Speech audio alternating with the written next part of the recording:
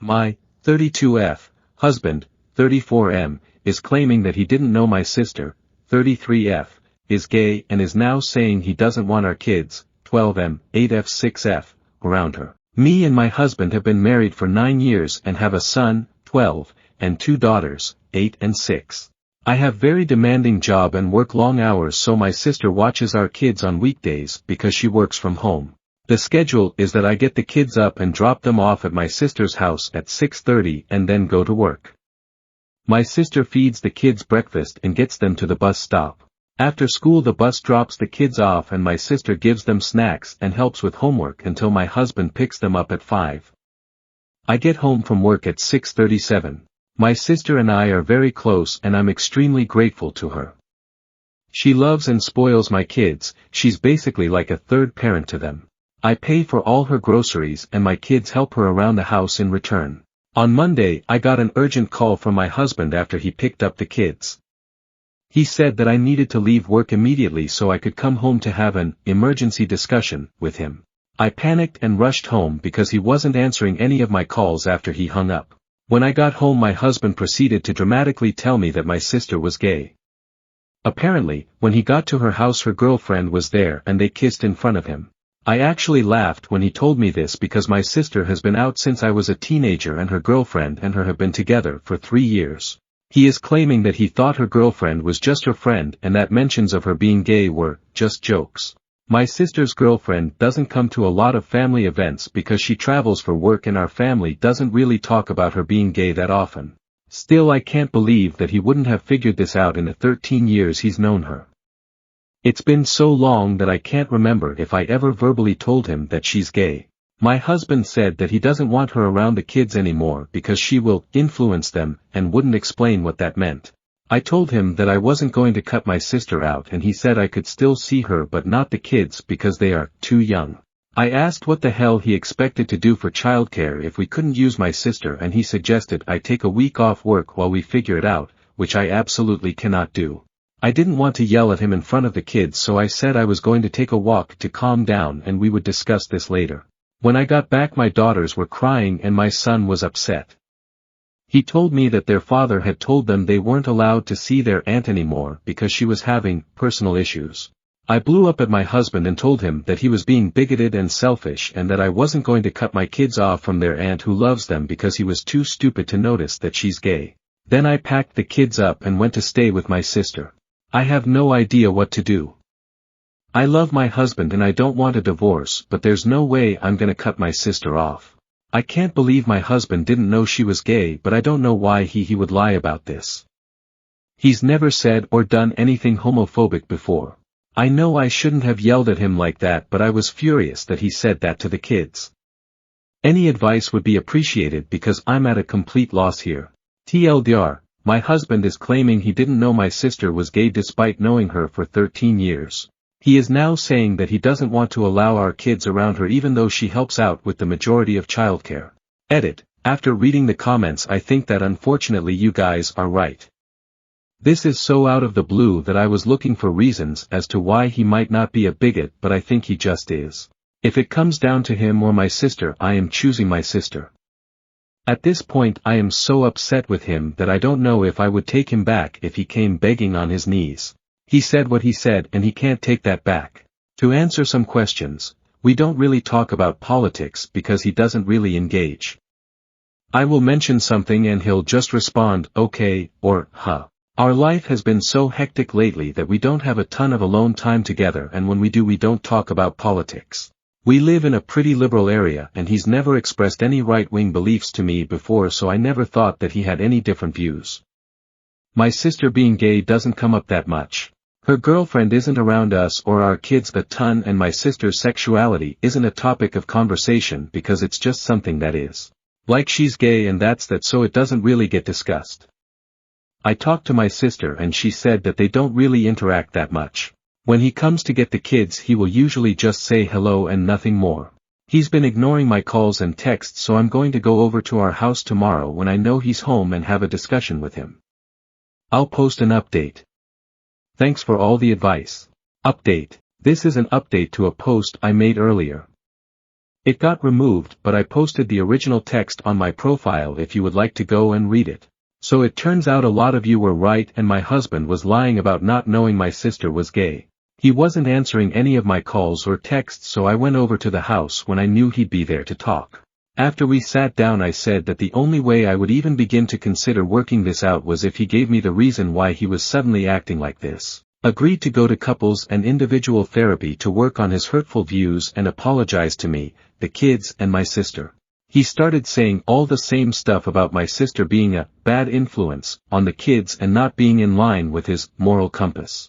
I got fed up and told him to cut the bullshit right now and tell me what was really going on, or I was gonna walk out and he would never see me or his children again.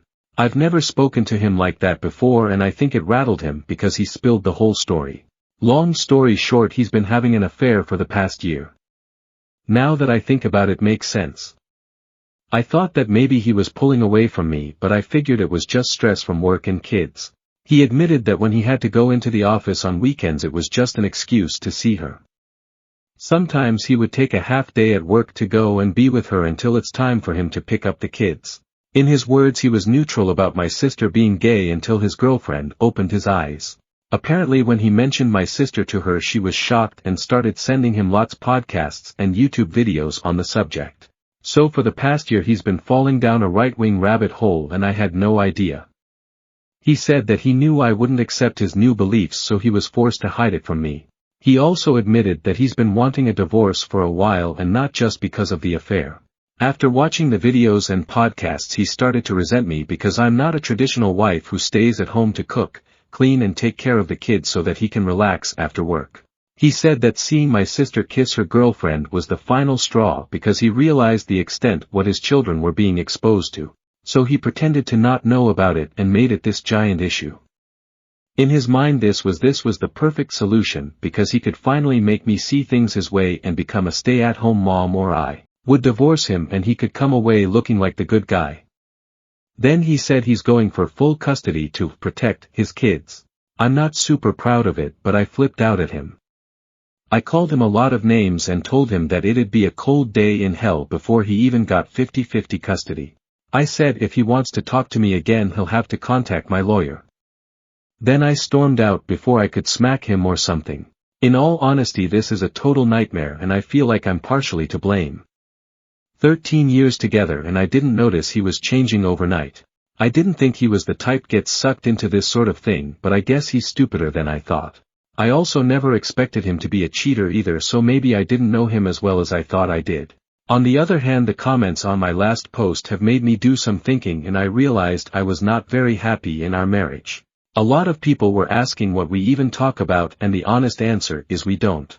We started dating when I was 19 and he was my second ever boyfriend. About a year in I remember I was feeling unsure about our relationship and then bam. I got pregnant with our son. It all happened so fast too. He proposed to me and I said yes. We had never discussed marriage before and looking back I'm pretty sure I would have said no if I wasn't pregnant. We had a long engagement but we were basically married right after because I moved in with him immediately to raise our son. God, I feel so stupid. I think I was pretty naive at the start of our relationship. I never thought to have any in-depth conversations about politics, family and religion. I'm realizing now that I was mostly staying in the marriage because it felt easier than the alternative and better for my kids. I genuinely thought he was a good man and father. Now I'm remembering tons of different moments in our relationship that I brushed off and fights we had that all add up to a bigger picture. I think part of why I've been so frazzled and exhausted lately is because he was literally doing the bare minimum and leaving me and my sister to pick up the slack. I don't regret the marriage because it led to my kids, but I regret not seeing everything sooner and getting out. Right now my kids are my number one priority. When I got back I sat them down and we had a long conversation about their father, his views, and LGBT rights in general. I made it very clear that I would support them no matter what. I am also looking at getting all three of them in counseling to help them deal with this. We are temporarily staying with my sister while I sort out the divorce. We have separate bank accounts, but I need to figure out how to sell the house because I don't think I can afford it alone and he definitely can't. There are some townhomes opening up in my sister's neighborhood that I'm gonna try for so my kids can walk to her house. My sister has been so supportive during this entire ordeal. She and I had a long talk about everything with lots of hugging and crying. I feel awful for bringing a bigot around her, and I don't think I can ever repay her for all of the help and love she has given me and my children. She and her girlfriend have been helping out with the kids and the divorce stuff. Since her girlfriend is currently in town, I decided that I wanted me and kids to get to know her better, so this weekend we are all going to the museum and hopefully take my kids' minds off everything. What I'm most worried about is custody. I don't want my soon-to-be ex-husband and his girlfriend anywhere near my kids, but I'm not totally sure what to do. He's still their father and I don't want to keep them from having a relationship. I'm going for full custody, but should I ban him from seeing them entirely? My son and older daughter are very upset with him. My son doesn't want to see him at all, and I'm not gonna make him if he doesn't want to.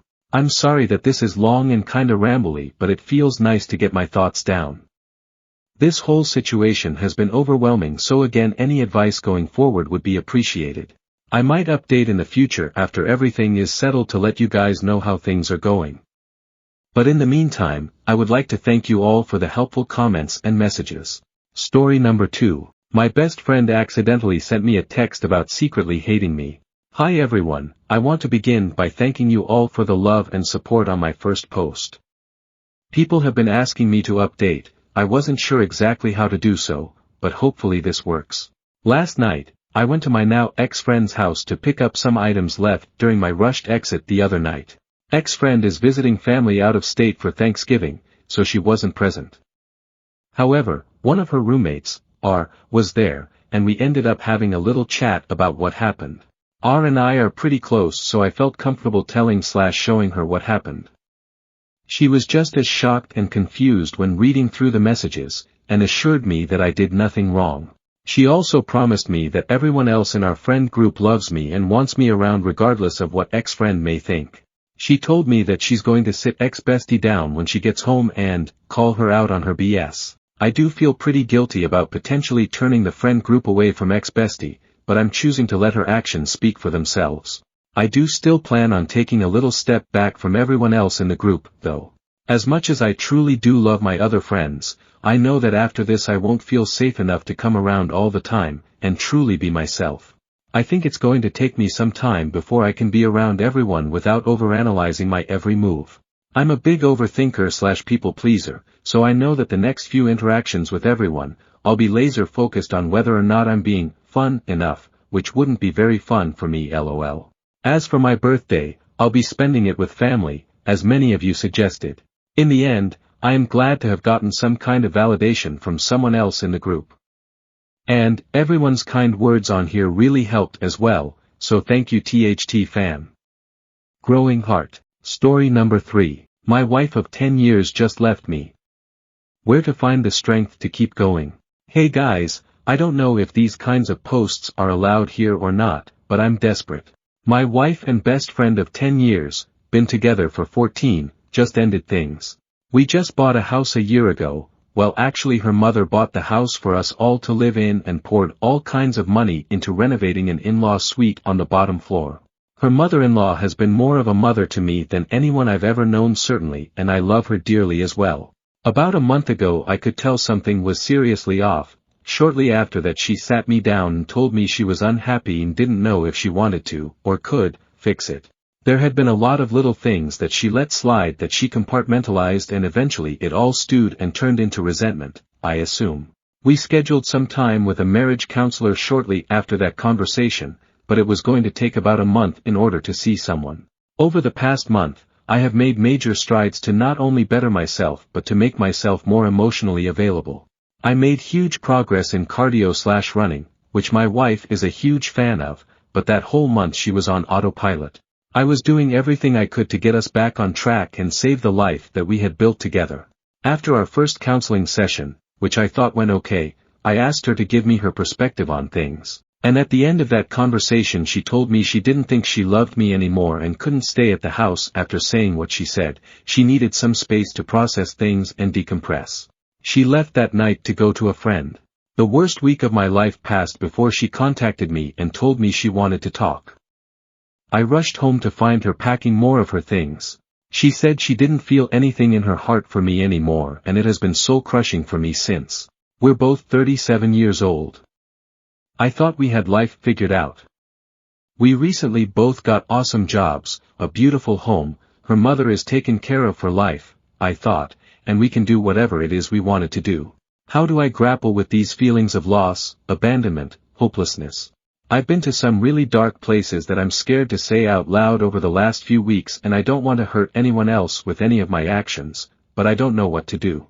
I'm left here to make sure that her mother doesn't get financially destroyed by the decisions she's made. I have to pack up the rest of her things to get it out of my house, or at least into storage. I no longer have a stake in the house that I picked out for us. How do I make it until tomorrow? Story number 4. How do I, 49F, move forward after my daughter, 22F, hid her father's affair from me for 2 years? I, 49F, was married to my ex-husband, Derek, 49M, for 20 years before divorcing a few months ago. We have 2 kids, a daughter, 22F, and a son, 17M. I found out Derek was having a 2-year affair, and my world was shattered. But what hurt almost as much was discovering that my daughter had known about it the whole time. She actively hid it from me for 2 years, lied, covered for him, and never once tried to warn me. When I found out, I was devastated, not just by my husband's betrayal, but by my daughter's choice to keep it from me. She was young at the time, and I understand it was a difficult position for her, but the pain was immense. I never confronted her directly, thinking it might affect her as she was about to go off to college. I just told her I knew, that I understood, and tried to move on. But after she left, I found myself distancing myself from her more and more. It wasn't planned, I just needed space to heal, and that meant not calling her as often or reaching out as much. Fast forward a year and a half, and I've started dating someone, 41M, who has a 10-year-old daughter from a previous relationship. Recently, we all went to Disney together, and he posted a family photo of us on social media. For context, my boyfriend covered all the expenses as a gift for his daughter's birthday, wanting to make it special for her. Along with my son and me, she chose her 2 cousins to come along, making it a big family-style trip that was all about her. My daughter must have seen it because she didn't call me for over a month afterward, and honestly, I wasn't as affected by her absence as I would have been before. I still love her, but every interaction brings up that pain. Out of nowhere, she called me in tears. She was screaming, saying I obviously hadn't forgiven her and that I'd shut her out on purpose. She accused me of replacing her with my boyfriend and his daughter. She kept saying, "It was a long time ago, I was a kid, I didn't mean to hurt you." She said she thought she was doing the right thing by staying quiet, that she didn't know how to tell me, and that she was terrified of breaking our family apart. She asked me if I'd ever forgive her or if I'd moved on for good. I tried to tell her that I loved her and never wanted to replace her, but she just kept pushing that I should get over it by now, and that I'd abandoned her for this new life. To top it off, my ex-husband later called me, furious, accusing me of leaving my daughter for a younger man and a new family. He even had the nerve to call me selfish for moving on. Ironically, his girlfriend is 30, and he's the one who blew up our family with his affair. It's like no one understands that I'm still trying to recover from years of betrayal, and it feels like I'm expected to just let it go, as if my pain doesn't matter. My son, who lives with me, found out about his sister hiding the affair after overhearing my husband's mom and sister talking. He was crushed and hasn't forgiven her either, and they've barely spoken since. I never wanted him to know, but it feels like the entire family is divided now, and I don't know how to fix it. I'm in therapy, but I still feel lost. Part of me knows she was young and didn't know how to handle it, but another part of me feels like she chose him over me. I love my daughter, but every time we talk, that hurt resurfaces. I don't know if I'm failing as a mother or if I'm protecting myself. I feel like I've emotionally checked out, and I don't know how to reconnect. Edit. Just to clarify, my divorce actually happened a few months ago, not 3 years ago as I originally mentioned. My sister, who is a bit of a scatterbrain, encouraged me to post here and typed out much of it for me. In the process, she got the timeline wrong, and I didn't catch it before posting. My daughter was 17 when she found out about the affair. She had a lot going on at the time, including having to change schools due to some personal issues and repeating a year. So, when I found out, it was less than 2 years ago. I hope this clears up the confusion. Update. First, I want to thank everyone who responded to my post. I was honestly overwhelmed by the sheer number of replies. I tried my best to read through as many as I could, and some of the advice was hard to hear, but necessary. It's been a lot to take in, but one comment really stayed with me. Someone mentioned how fragile life is and how little time we really have with the people we love. That struck me deeply. I've been so consumed by pain and anger that I forgot to think about what I'd want my relationship with my daughter to look like in the long run. If something were to happen tomorrow, would I be okay with leaving things as they are? That thought stayed with me, and within a few days, I decided to contact my daughter.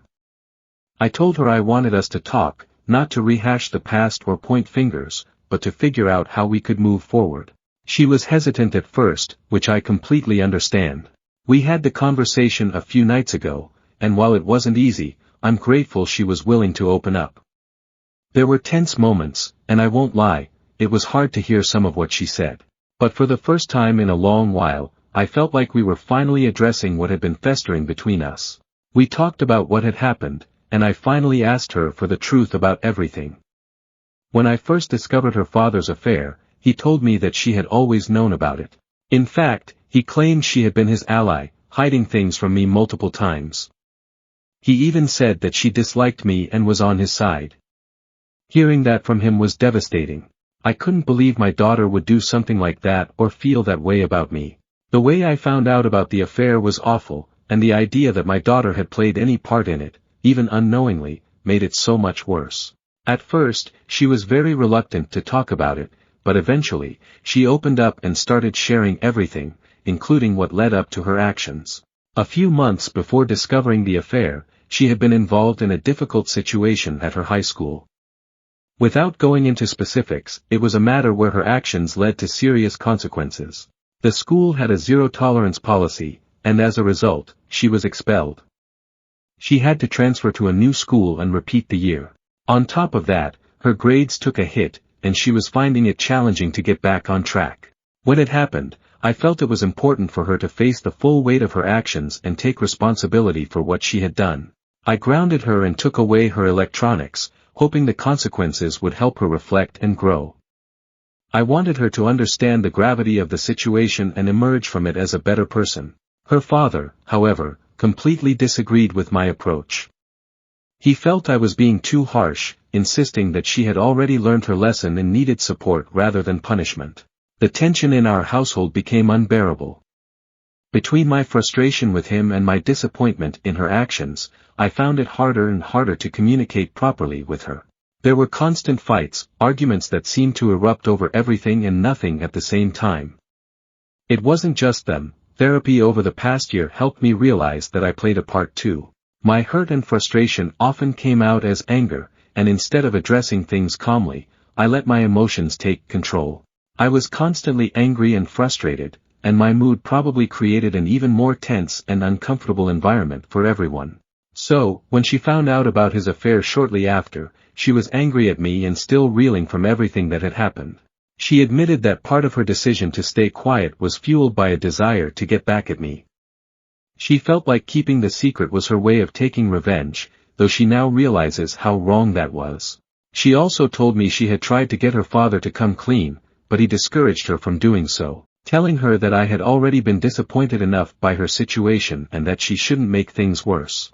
Feeling trapped, she lied and kept lying, hoping it would somehow blow over without me finding out. Hearing this from her was heartbreaking.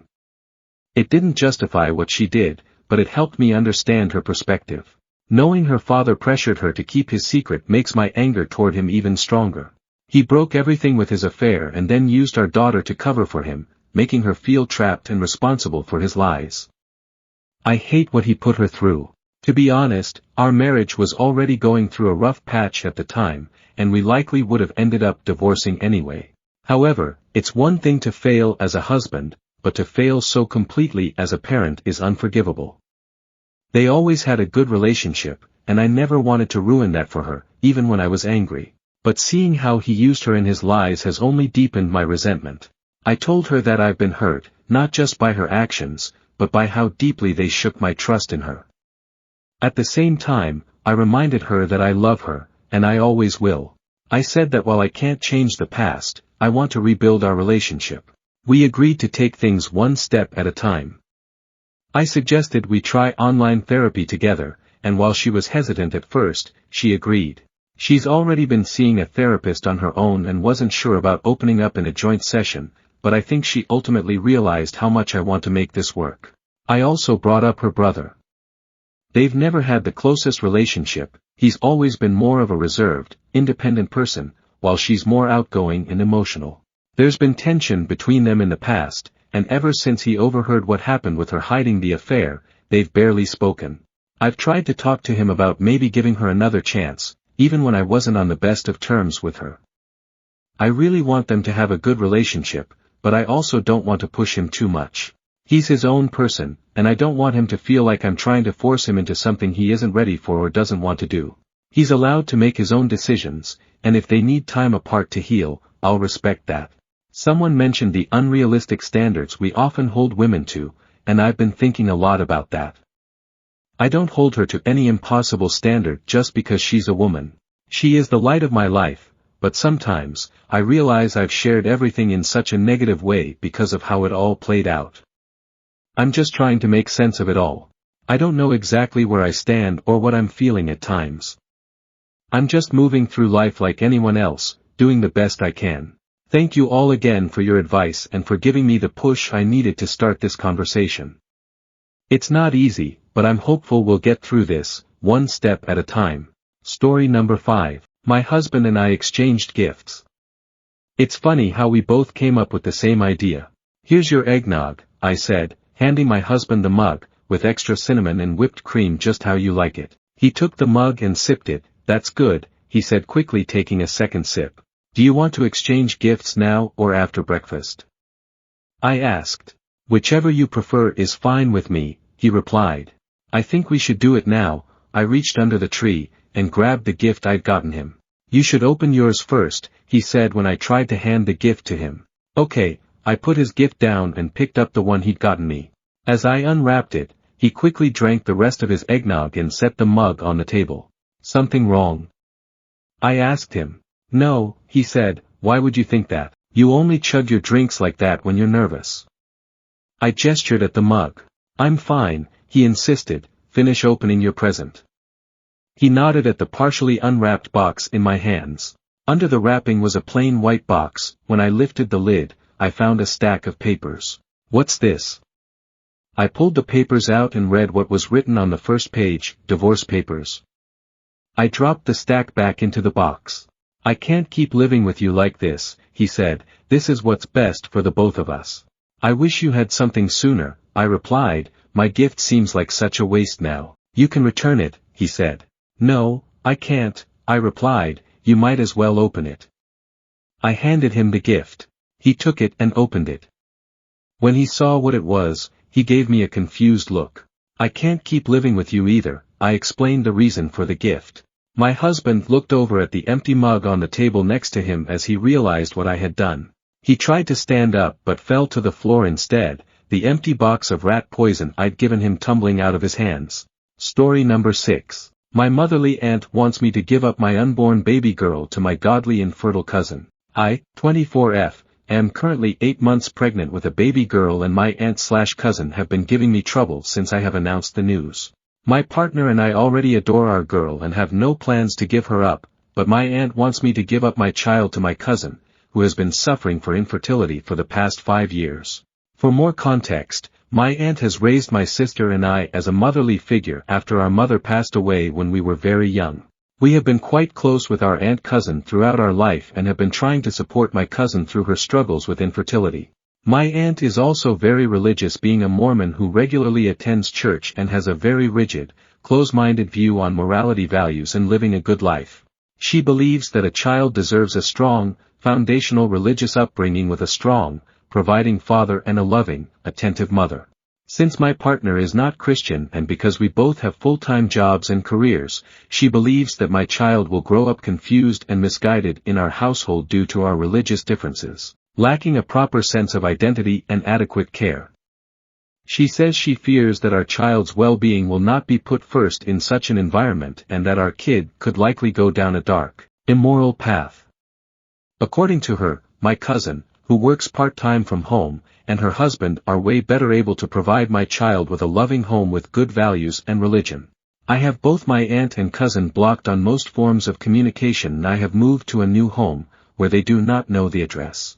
My partner and I also got married in a private ceremony so they won't have control over my medical decisions. Out of the two, my aunt has been more aggressively towards me and even showed up to my old apartment one day to scream and argue with me about the situation. She, in a fake nice tone, tried to get me to come with her to a cafe near the church to speak with me about the baby even when I told her there is nothing to be discussed and that I'm keeping the baby. I spoke with the apartment manager and had to hide until she left after half an hour. My aunt also has her church friends after me. They sometimes regularly send me hostile text message and voicemails. My cousin has been on the quieter side towards me and has been struggling with depression and trauma from her latest pregnancy last year ending in a stillbirth of her baby girl after preterm labor at 30 weeks.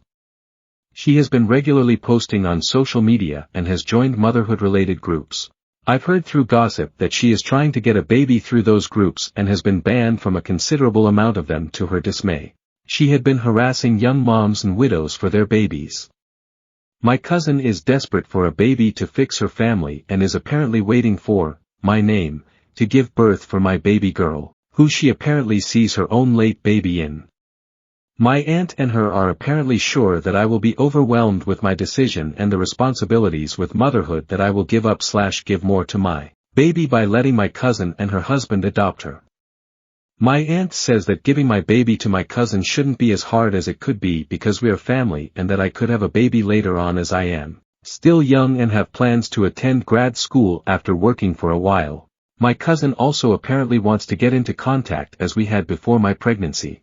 I will not be speaking to her again until after I give birth to see where she is then and to prevent further stress during my pregnancy. I have been very supportive of her through her infertility journey and generally liked her more than my aunt growing up, but her behavior and thinking have shocked me and are making me fear for my safety. I am planning a big wedding party for next year since my partner and I privately got married this year and I am not sure if my cousin/aunt would be invited and able to come. I have a lot of family support from both sides right now apart from those who are close to them and on their side, but I'm not sure if that support will be as strong in a year and what my relationship with my aunt/cousin will be then. I have skipped some family events that I know they will be at, but I don't want to miss out on those family gatherings and fun forever. I'm not sure how the future will look like with my aunt/cousin after my baby and the issues that arise with that. Any support would be appreciated. Update. This will be a small update. We got in contact with the local church leader and talked to them about the situation with my aunt and cousin, who are both active members. We talked to him for a while. He initially dismissed my concerns as personal conflict between family and tried to refer us over to counseling services. We explained to him that my cousin is dealing with trauma from her baby's death and that she is having false hopes about adopting my baby, which would be raised in a good home. We also told him that my aunt is feeding into those hopes and has been harassing me on her behalf, causing disturbance and a lot of stress. He told me he understood my side and that he knew what my cousin has been going through with her inability to have kids. He said he would contact my aunt and cousin to see what they have to say about the situation. I talked again with him today. He said that my aunt and cousin would like to speak with me and that they were concerned that I stopped communicating with them, especially since I moved away. I explained to him that their behavior regarding my baby influenced me to do those things and pressed him on what they said. He said that my cousin had talked with a church therapist and was looking into adoption to start a family because her IVF treatments were likely not going to produce a child with her condition. I emphasized to him that I was not giving up my baby and that my cousin had been thinking such. He said that understood that and started asking me for personal details on how I was doing now. He was again trying to set up a meeting between us and my aunt/cousin and referring us to services. I told him I was not comfortable with that at the moment and he told me to at least call my cousin once. He said he will meet with my aunt on Sunday since I was too scared to do on my own. Our call ended after that. I'll comment any update on what he says in the coming days under this post. Edit. I'll also edit this post to make the update easier to find since I don't want to create a whole different post on it. Edit. I am not satisfied with his response and do not like that he is putting pressure on me with reconnect with my aunt and cousin. He says he understands my concerns, but I think he is being rather dismissive of them and trying to force us to resolve our issues. My partner and I thought it was worth a shot reaching out to him too because he has influence and religious authority over my aunt/cousin. I'll see what he says on the next phone call and see what I can do to make him care more. Edit. To make clear, I didn't give him any personal information and have no plans for any in-person meeting with my aunt and cousin. We are in contact with legal help. We do not live in Utah. Update. We spoke again with the bishop. He said that there isn't much he can personally do to resolve the situation within his capacity between me and my aunt/cousin other than refer to counseling services. I asked him if he did meet with my aunt and he said he did. Their conversation was apparently focused on my cousin and helping her heal. He told me my cousin was also grieving the loss of communication with me and my sister who hasn't been talking much to her anymore. I told him that my cousin was trying to take my baby to replace hers and that her and my aunt's behavior was threatening the safety and well-being of me and my family. I think he was losing interest in the conversation so he just told me to do whatever I feel is best for my family, but to consider the grief my cousin has been through and contact family counseling services for further help on this matter. Me and my partner sent him an email afterwards with a copy to our lawyer to close off communication. I decided to unblock my cousin and send her a message. I told her that my partner and I are keeping our baby and that is not up for discussion. I encouraged her to seek proper therapy if she hasn't already done so and told her that I am not comfortable with her husband, or my aunt being involved in my child's life. She hasn't responded yet. Regardless of what she says, our relationship will not return to as it was before and she will not be a part of my child's life. Update. Here is the update everyone has been waiting for. I was busy in the few last months with the birth and projects I have been working on as I recover from birth and take care of my new baby. I logged into Reddit a few times since then, but haven't gotten a chance to update. I am 25 now and my baby is almost 4 months old. Time flies. She is doing well and brings us so much joy. I love going on walks with her and she is growing up so fast. I am planning to go back to work soon, looking for a new job. Thank you all for the concern and well wishes, and I hope everyone is having a great time during the Thanksgiving holiday season. Now, the update that everyone is looking forward to, my cousin and aunt. Since my last update, my cousin and aunt went silent for a while and my cousin didn't respond to my texts. In August, my aunt reached out to me through a new number and asked me how I was, and if I had the baby yet. We talked. She was concerned about my baby's well-being since I distanced myself from a lot of my family and had to leave my job. I asked about my cousin. She says they have been trying to adopt a baby through their church connections but nothing has been successful so far, because they probably just started on that. I asked about whether they consulted with a proper adoption agency but my aunt said that my cousin's husband's past may become a problem, didn't know about that, and she proceeded to rant about how the white birth rate is dropping and how people were actively denying themselves parenthood. She asked me if I still wanted the baby and got angry about 9th-month abortions. She is pro-life without exceptions. I reaffirmed to her that I did and she talked about how my cousin was getting old, but she is in her early 30s, and that her nest is still empty. She wanted me to at least share the joy and let me cousin be in my daughter's life and spend time with her. I told that would not be possible due to their past behavior. I fear that my cousin would try to become her mother and let her delusions get to her again. My aunt said that my cousin was trying to become better and got some church counseling. I still told her no. She then asked me if I knew anyone or any resources to adopt a baby. I told her I didn't and that my cousin/her husband should be careful and patient with trying to become parents. My aunt emphasized how becoming parents was important to my cousin and her husband because they deserve children at this point and for their reputation since everyone around them is reaching the parenthood milestone. She asked about my future family plans and pushed me on when I am going to get pregnant again/have my next child. She told me family planning was important, especially after the surprise pregnancy and asked if they could be involved next time. As the call went on, more and more of her past/usual behavior became apparent and I was getting tired of it. I wanted to end the call, but she ended it first because she had some activity. Thankfully, I have my sister to keep me in the loop with what's happening with my aunt/cousin and other matters regarding my family and my old church. Everything my aunt said was apparently true about my cousin. According to my sister, my cousin's overall mental health seems to have improved from her worst, but she still has her deep depressive periods. She sometimes feels very empty with her lack of children and her worsened relationships with me and my sister. My cousin and her husband are also trying to find an IVF doctor abroad in hopes of a miracle since a lot of their options are shutting down here. My cousin apparently still views my baby as something she lost, but she believes God will give her kids soon and has been trying to get her sins forgiven. We are skipping Thanksgiving with my side of the family in a few days for obvious reasons. I am going back to the workforce soon, likely after all the holidays. I have my childcare arrangements ready with all the necessary precautions and the future is looking good overall. Again, thank you all for your support and let me know if you have any questions about anything, Mormonism, my family, motherhood, etc.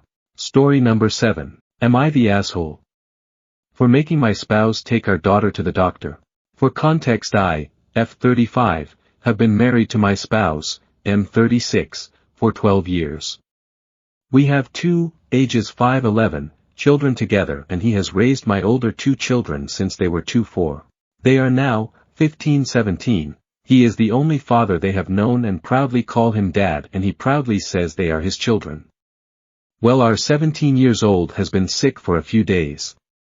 I've given her meds, TECT, and that usually gets them better within a few days without needing a doctor. Today she woke up much worse and her doctor asks to bring her in. I have to work today but my spouse is off for 5 days due to the holiday. To take her but he said he doesn't feel like it and she has to wait until I get off work. The issue is we have health insurance and our provider visits are free and she usually has us in and out in 15 to 20 minutes. If we wait until I get off the office will be closed and I will have to take her to urgent care where we'd have to wait hours and have to pay a $50 copay which is money we don't have. My spouse is not doing anything today but sitting around playing video games.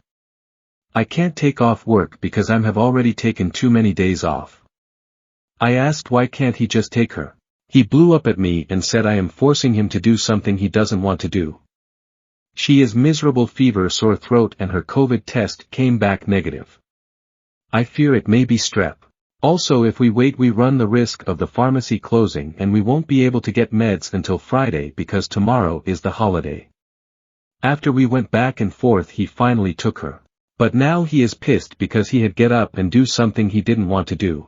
Story number 8. Am I the asshole here? For telling my daughter she can't bring her boyfriend to Thanksgiving.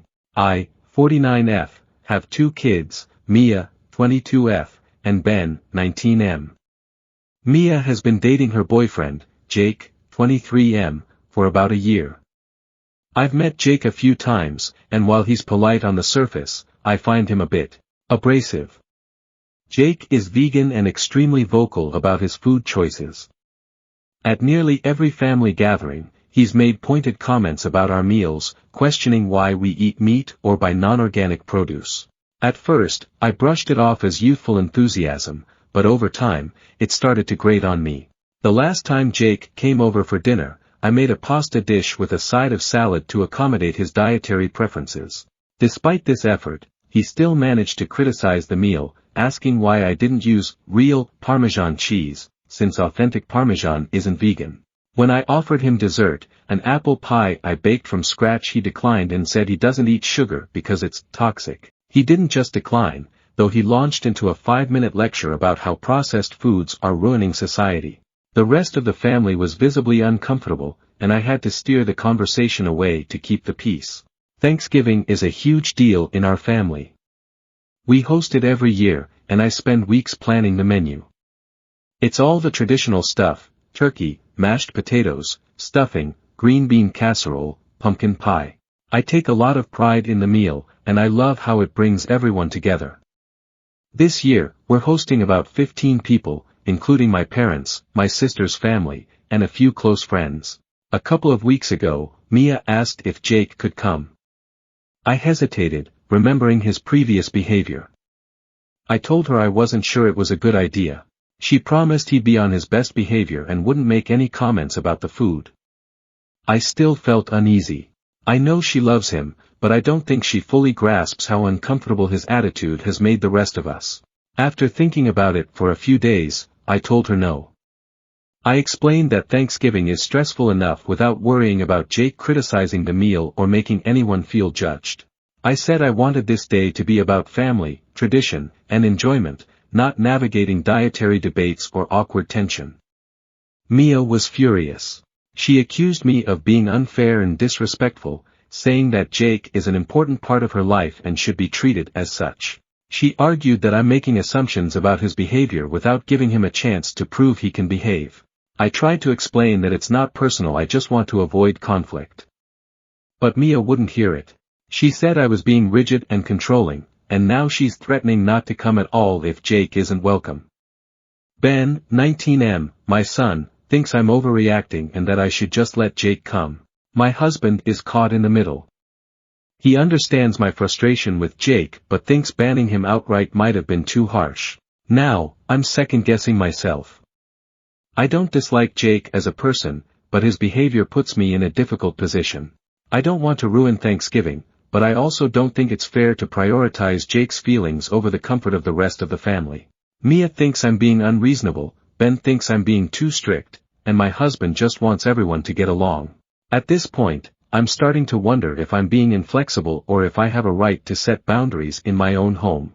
Story number 9. Am I the asshole? For altering a bridesmaid dress so it's not so revealing. My brother Joe, 55M, is about to marry Sue, 27F. A few months ago Sue asked both me, 60F, and my sister June, 53F, to be bridesmaids. I was touched, as I have only met Sue a few times, they live in another state. Besides myself and June, there are 4 other bridesmaids, all under 30. When Sue sent me the link for the bridesmaid dress, I was horrified. I'm sure the dress will look lovely on her young friends, but I would not want to be seen wearing it in public. It's super sexy, plunging neckline, thigh-high slit, so clingy that it would reveal every lump on my rump. Please understand that I am not a prude. I am reasonably fit, and I enjoy dressing up, but I am 60 years old. I would not be comfortable showing that much skin at a formal event with all of our relatives present. I called Sue and nicely asked if there's a more modest version I could wear. She insisted this was the dress she wanted all her bridesmaids in. She wouldn't budge, and not wanting to cause family strife, I didn't push it. June doesn't like it either, but she's a marathon runner so she can pull it off. So I ordered the dress several sizes too large. I took it to a seamstress and had her take it in so it fits, but doesn't cling so tightly to my backside. Using some of the extra fabric she fixed the neckline so it doesn't reveal so much boobage. And she lowered the height of the thigh slit to a few inches above my knee, rather than nearly to my panties. The adjustments are very subtle and hardly noticeable. It actually looks great on me now. When Sue heard I'd had the dress altered, she flew into a rage. She texted me that she does not want a chopped-up dress in her wedding pictures. I sent her photos of me wearing it, but she's not having it. Joe called and told me that I've been disinvited from the wedding party, and they have replaced me with another friend. I thought they didn't want me at the wedding at all, so I canceled my hotel reservation. I hadn't bought my plane ticket yet. Clearly, I've upset Sue, and I don't want there to be conflict on her big day. Plus, I'm afraid there would be awkward questions about why my sister is a bridesmaid and I am not. It seems to me it would be less awkward for them to respond to any questions about me with vague, she was unable to make the trip, answers. I'm also not keen on spending more money on this event where I don't really feel welcome. I've already dropped several hundred on the dress, alterations, and matching shoes. I let Joe know I still am very happy for him and will of course send them a generous wedding gift. But he said they did want me there, and now he's not speaking to me at all, and Sue is telling June that I ruined her wedding. Am I the asshole? For altering the dress so I wouldn't feel naked? And once that blew up, for not wanting to go to the wedding. Story number 10. I regret having my baby, but not why you might think, and it's killing me. I, 23F, just welcomed my first child with my husband, 26M, about 5 months ago. I am now facing a lot of complicated and mixed emotions with no support or outlet for it. My husband and I had been together for roughly 5 years prior to having our child. Since before we were friends, we had always dreamed of having a family. Once we began dating, we knew we wanted children together and had been planning and preparing for this day since we became serious. I loved him so deeply and we have had a very strong relationship for the most part, but we have always had one consistent issue that caused fights since the beginning. His parents are a nightmare. I tried so hard to be a great partner and a good daughter-in-law, and I have been so patient with them and my husband while we navigate becoming a joint family. But his parents have no love or respect for me. For some context and small examples of the behavior I have suffered from with them, I'll mention some of the more hurtful issues. My husband had some mental health issues early in our relationship and his parents tried to admit him into a facility in his home country despite him not needing or wanting to. They flew over together, his parents are divorced and live in 2 separate countries, bought him a plane ticket to his home country, and called the cops on us to do a welfare check on him and tried to essentially kidnap him. When he protested, his parents blamed me and his mom tried to slap me in my face over their son's decision. Another issue I'll mention is how when my husband was a teenager, he was assaulted by a much older friend of his. This exact incident is why he had some mental health things going on, and to this day they still post memories of her online and refuse to acknowledge any of their son's pain or what happened to him. The 2 issues that have caused me a lot of distress have happened much more recently. After I gave birth, his parents flew into town practically the same day to see our child. They tried convincing my parents we made a bad decision having a baby, that I was enabling his mental health issues, and that he should come home with them while me and our newborn stayed here. I was in labor for 3 days and hemorrhaged so much I fainted after giving birth. They bought him new clothes and more, only bought him food the entire hospital stay, and refused to let me sleep or take a break from my baby to rest unless my parents were in the room to make them stop. They completely reorganized our home to what they preferred and ruined all my nesting and bashed me hard for needing to switch to formula because I wasn't making enough breast milk. It was hell and I even had a suicide attempt during this time due to how much their presence worsened some very intense postpartum depression. And now, we went on a trip recently to see one of the parents and yet again, they only cared for my husband the whole time and criticized everything about me. I didn't love him enough, I wasn't taking care of him enough, and so much more especially regarding my parenting already. My husband used to have my back and could see their poor behavior, he even moved countries to escape it himself. But now, it feels like since we have a child now, our baby growing up with them is more important to him than anything else. Even if it isn't healthy for us or him. I am at a point now where I think his parents have drained all the love from our relationship and I want a divorce. But I am so devastated. I love him but I don't see him ever setting boundaries with his family or defending us. And now I have a baby to worry about. My baby has been everything I dreamed of and I love them more than anything. But I know if I divorce, they'll pay and do whatever it took to take my baby away from me and overseas so I could not be in their life. And if they do that, I don't know how I could ever be okay or survive it. And now, I am deeply regretting having my baby. I am sorry for all the rambling and the long post. I am so lost and depressed. I am losing everything over 2 people. 2 people who seem to barely love their son are destroying our lives and my husband is just letting them. What can I do? I've tried counseling and talking with him and have gotten nowhere. And my in-laws have gotten in my face and tried laying hands on me for standing up for myself before. I am just beside myself. Any advice, comfort, or stories of others relating is appreciated. Story number 11. Husband, 37M, attempted to manipulate me, 35F. I called his bluff. Now what? Throwaway because my family uses Reddit. I, 35F, have been married to my husband, 37M, for 5.5 years, and we have an 18mo daughter. We have generally had a good marriage, but have repeatedly had the same 2 arguments for 3 years. The first argument is that I work full-time, pay 85% of our bills and do all of the cooking, cleaning, shopping, laundry, running of the household, etc. He also works full-time, but after work comes home and immediately takes his work clothes off, throws them on the couch in my living room and goes into the family room to watch YouTube. I have repeatedly asked for help and get the runaround. The second is that he has a small porn addiction and suffers from premature ejaculation. An issue in itself but not our main problem currently. The last week and a half or so, I have been running 80 miles an hour getting ready for the holiday this week. I was cleaning the house, washing the bedding in the guest room, cleaning the fridge, doing all the bits and pieces that you need to do to host family for Thanksgiving. I was also doing all of my daily things as well. For example, on a typical day, I wake up, make sure mine, and the baby's lunches are packed, she's dressed for daycare, my work bag is packed, drive to work. After work I drive to the daycare to pick up baby girl, often taking meetings via phone on the commute. Do any errands that need done, grocery, Costco, pharmacy, etc., come home, immediately breastfeed the baby, start dinner so we can eat once he's home, give the baby a bath, let her play while I clean off the table, do the dishes, clean the kitchen, tidy up, feed her again, get her to sleep and then finally take a shower myself.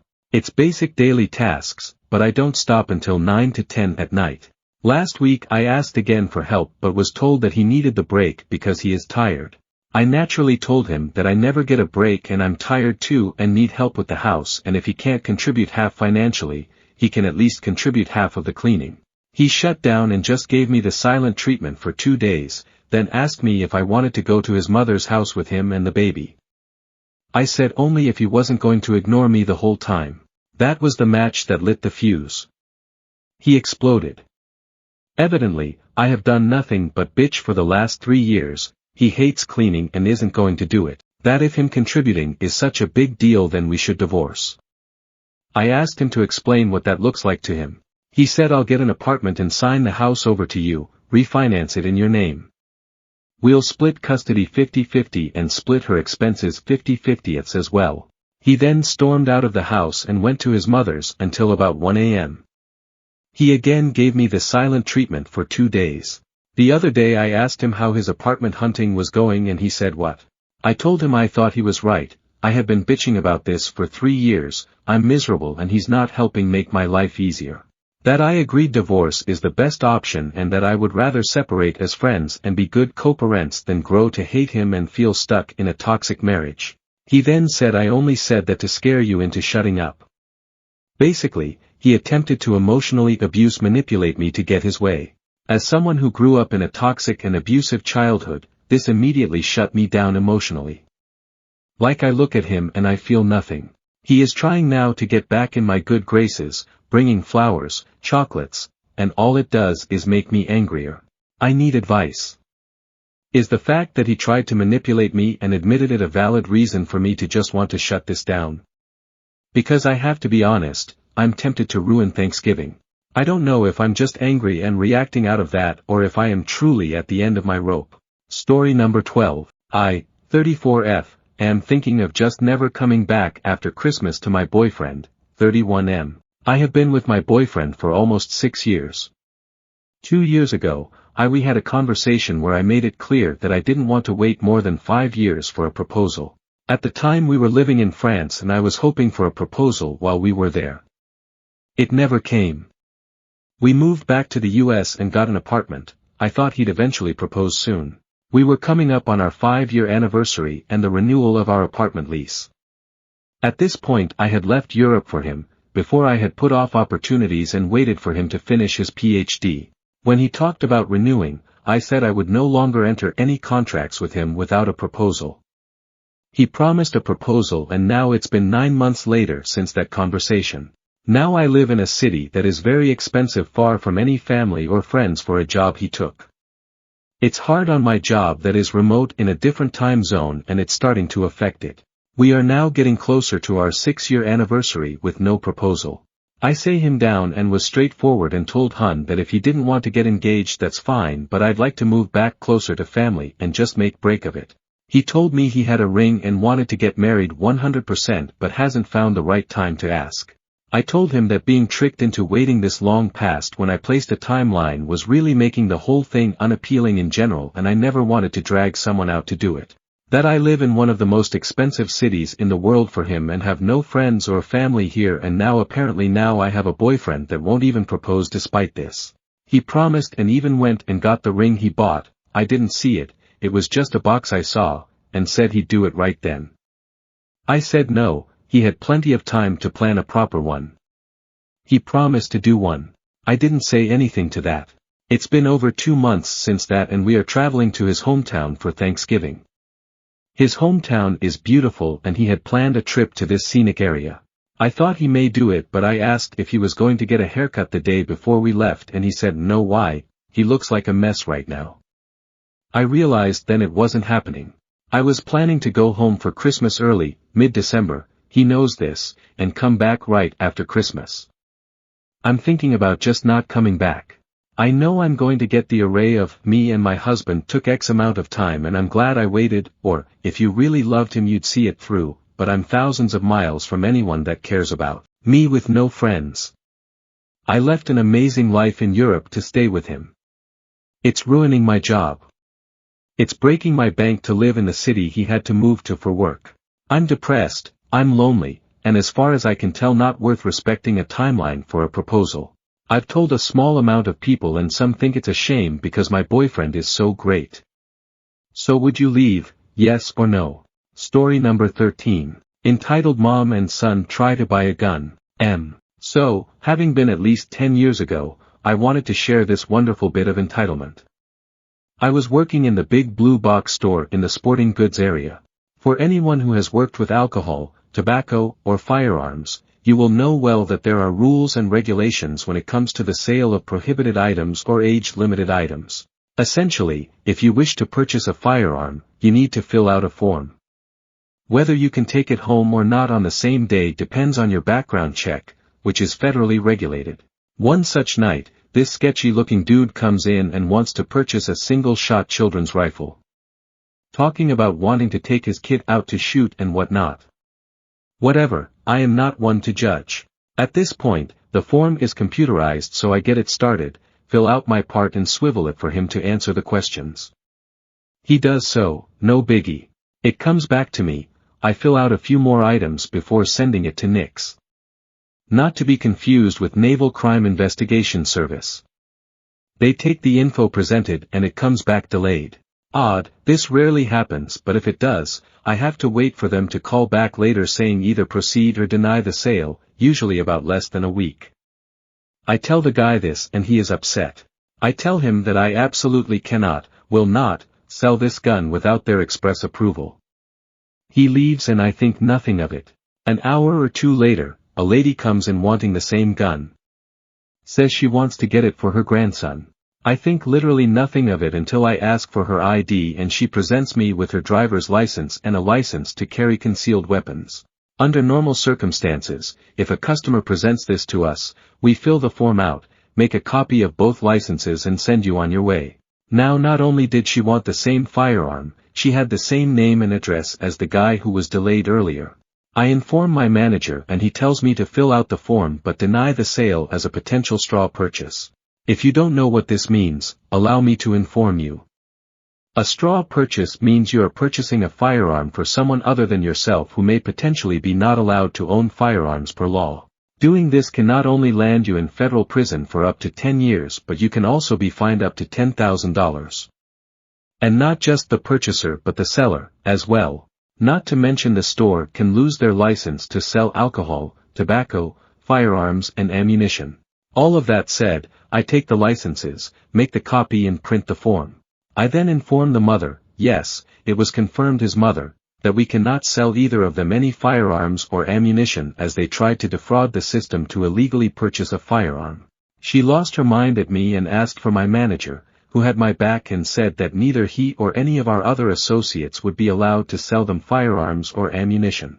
Unfortunately, I had to call our other area stores to inform them that they were not allowed to purchase firearms or ammunition. I never did find out any other details, but I like to think at least he didn't get a firearm to potentially threaten anyone. Story number 14. Am I the asshole? For cutting off my husband's cousin's ex-wife after driving 28 hours to see her for Thanksgiving? So, my husband, 29M, and I, 28F, drove across the country to visit family and friends we haven't seen in over 3 years. One of the people I was most excited to see was my husband's cousin's ex-wife, who I've been really close with for over 10 years and call my best friend. We had planned for my husband, me and my kids to stay at her house for Thanksgiving. About a month ago, I called her, and we spent over 2 hours talking about everything. I asked if it was okay to stay at her place, and she said, of course. I explained that most of my family had no room, and we needed somewhere to stay. We talked about where we'd sleep, what we'd do for my son's birthday, which he was super excited about, and how I'd help with her kids one day since she had to work and they didn't have school. It was all set. She agreed to everything. After that, I didn't follow up because I figured everything was already planned out. We usually call each other once a month, so I didn't think it was necessary to constantly reconfirm, like booking a hotel. My husband had also stayed with her just a month before for a family event, and when he asked 3 days before, she said, no worries, you can stay with me. Here's where things went south. After driving 28 hours non-stop from Texas to Massachusetts with my 3 kids, 8, 7, and 2, we were just 2 hours away when my husband called her to make sure the door was unlocked. This is when the fun began. 10 hours before arrival, I texted her asking for her address, saying, send me your address, please. I want to get all situated before visiting people. No hesitation from her, and she sent it right away. Seemed normal, right? But then, just hours later, she freaked out on the phone. She raised her voice, told my husband that I never asked to stay, and that she didn't recall our plans. She even said I didn't confirm like my husband did. Bruh. He asked 3 days before he arrived. It went from, you didn't confirm, to, you never asked, 2 very different things. I reminded her of our conversation, where we did discuss everything in detail, and how she sent me her address only hours earlier. But she refused to acknowledge any of it. She then told my husband, with a very annoyed tone, that she was out of town, and we'd have to wait until the next day, even though she was only 20 minutes away. Like, seriously? We drove across the country, 28 hours, and she couldn't drive 20 minutes to let us in or help us get settled? I was shocked. The person she used to be would have come to open the door or just told us to pick up the keys. But now, it was clear she didn't want us there. I was done.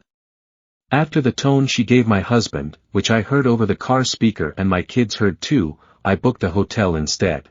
I wasn't about to argue over something so unnecessary, especially after driving that far with kids. The whole conversation felt like she was more focused on trying to prove us wrong than actually figuring out what to do next. Later, she texted saying she didn't want to argue with me after I addressed her tone. Honestly, I'm just done. I'm the type of person who adapts, and I would have gotten a hotel if she didn't want company, but the way she treated us, especially the way she treated my husband, was so unnecessary. And the fact that my kids had to hear it was just, ugh. If the roles were reversed, I would have fixed a room for her without hesitation. I apologized for not confirming again after the phone call. I can admit that was my mistake, but after I apologized, she still said I never asked her. She didn't apologize for anything on her end, including her tone. She then said she hoped we could see each other during my stay, but since I planned to stay with her, I didn't plan a full day with her. No. I had planned on hanging with her every night and morning, helping her with her kids on the day they didn't have school, and doing the things we talked about, which was going to the movies and taking all the kids somewhere fun while she worked. Since she doesn't remember that conversation, I decided to make plans with my husband's family and mine, doing the same things I had planned with her but with them. They are driving over an hour to meet us. And don't even get me started on my son's birthday. He was looking forward to his plans, and he doesn't care who's there as long as we do what we said we would. Also, I'm not watching anyone's kids. If she doesn't remember me asking to stay, then she shouldn't remember me offering to help. She could have driven 20 minutes to help us settle in, but since she didn't, I'm not going to drive 20 minutes just to spend an hour with her. Honestly, the whole thing feels so disrespectful. Being treated like an inconvenience because she doesn't recall is beyond frustrating. So, am I the asshole? For cutting off my best friend after driving 28 hours to see her for Thanksgiving? Story number 15. Am I the asshole for calling out my sisters about the holidays after disrespecting my children's mom, ex-wife? I 40M and my ex 38F have 3 kids. Ever since our divorce in 2015 and my mom's passing in 2016. My 2 older sisters have been not directly but very indirectly disrespectful towards my ex-wife. When we divorced, my mom never treated my ex any differently, always considered my ex her daughter and mother of her grandmids and gave her that respect. Moving on to the issue at hand. My sister decided to text my daughter 19F, and said, "I know your mom is going through a lot and busy with school and work, and I just wanted to let you know if you kids want to celebrate Christmas, we will help get you here between now and Christmas. For you and your brother and older sister if she chooses. I know your older sister is flying over around the holidays, but maybe come when she is not visiting. Just want you guys to have a little Christmas cheer." My ex called me yesterday when this happened and was crying on the phone, hurt by what they said. This infuriated me and pissed me off, and I told her I'd handle it. When I got home from work I sent a lengthy text to my sisters. And below is what it says. I don't know, nor do I care about the reason behind this text. Reading this text, it is extremely offensive on every level. Just because my ex, who is sacrificing a lot, is busy with school and work. What makes you think we won't be doing anything for Christmas? We may not be putting up a tree, but we still are planning things for Christmas. Just like after Nana's passing, Christmas is very rough for us since losing Mom. We do what we feel is necessary for our kids. And for you to feel the kids won't have any Christmas cheer is absolutely offensive and flat out pisses me off. My ex sacrifices for everyone. She puts things together for us. She keeps the spirit of Christmas and any holiday going for the family. I would be lost without her. Even after we divorced, Mom never treated her differently. She was still her daughter and the mother of her grandchildren. If you want to make plans with my children, you go through her. You don't talk to my kids. You bring it up with her. If you bring it up to me, I always talk and clear anything with her. After daughter sent that text to her mom, she called me in tears. Upset by what was said and implied in that text message. She is not sure if she is reading into it or if that is what was meant, but it hurt and upset her. This is and will not be tolerated ever again, plain and simple. My ex is the mother of my children and my best friend. If push comes to shove, I will always choose what is best for my family, even if that means cutting people out who cannot respect the mother of my children. Do not call or text my ex or I back tonight or this week. I have been absolutely pissed off and frustrated today by this text sent to my daughter.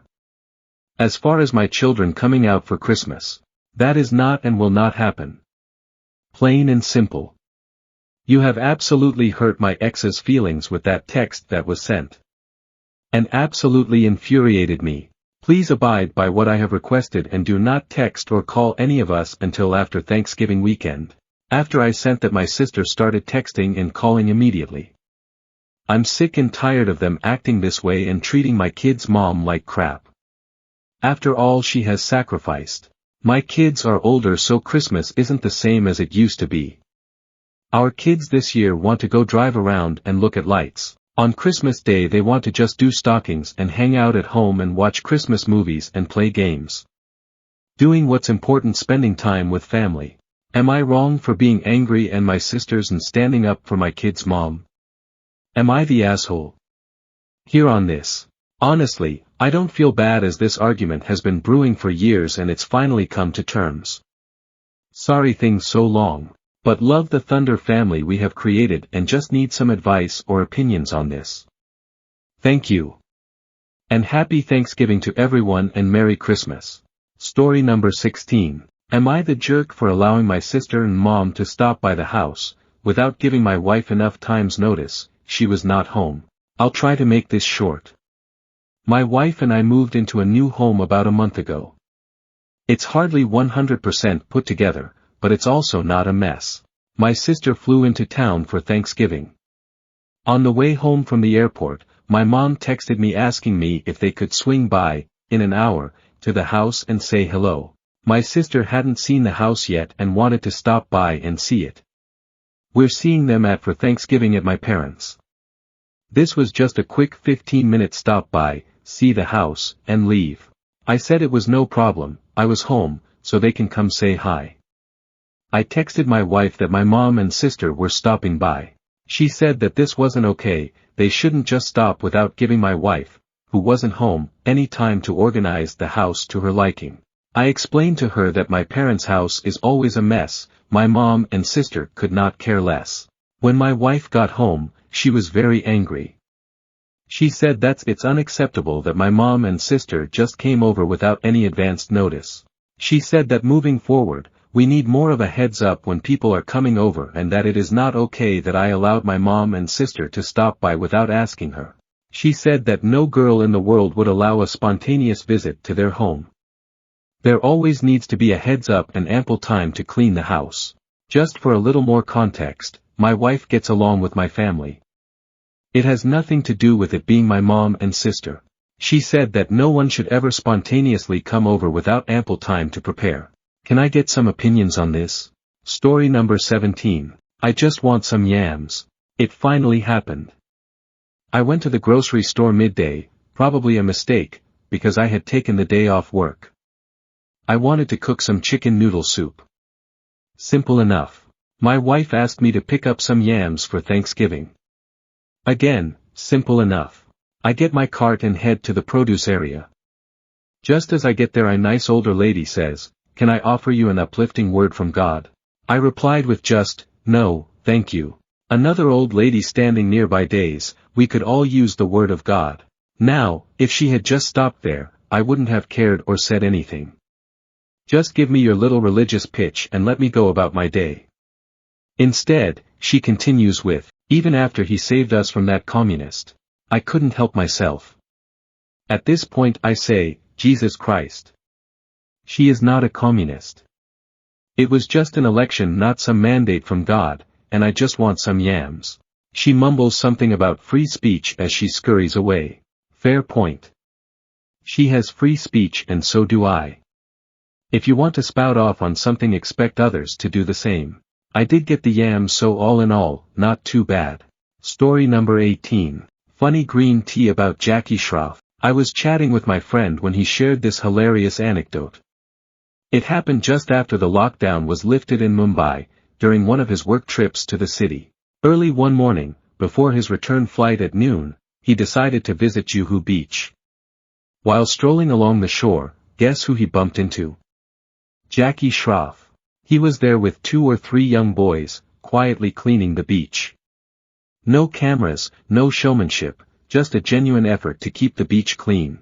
Intrigued, my friend approached him.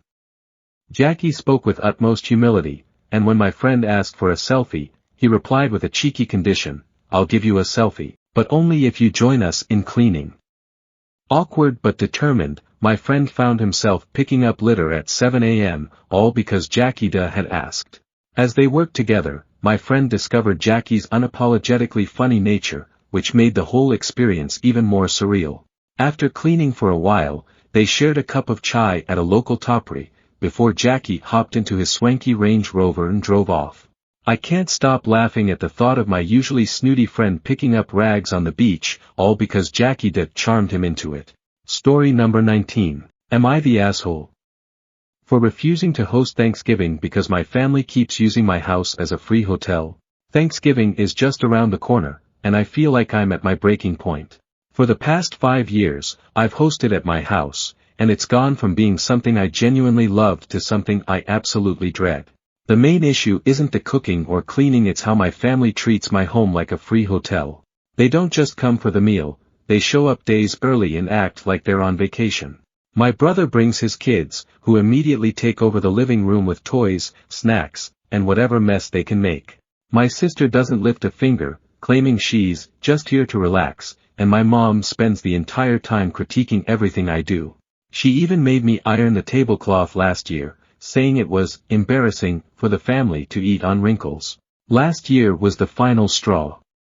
My brother's kids raided the fridge the morning after Thanksgiving, finishing off the leftover pie I was saving to share with my in-laws that weekend. No one helped clean up after dinner. My husband and I spent 2 hours washing dishes while everyone else lounged in the living room, drinking wine.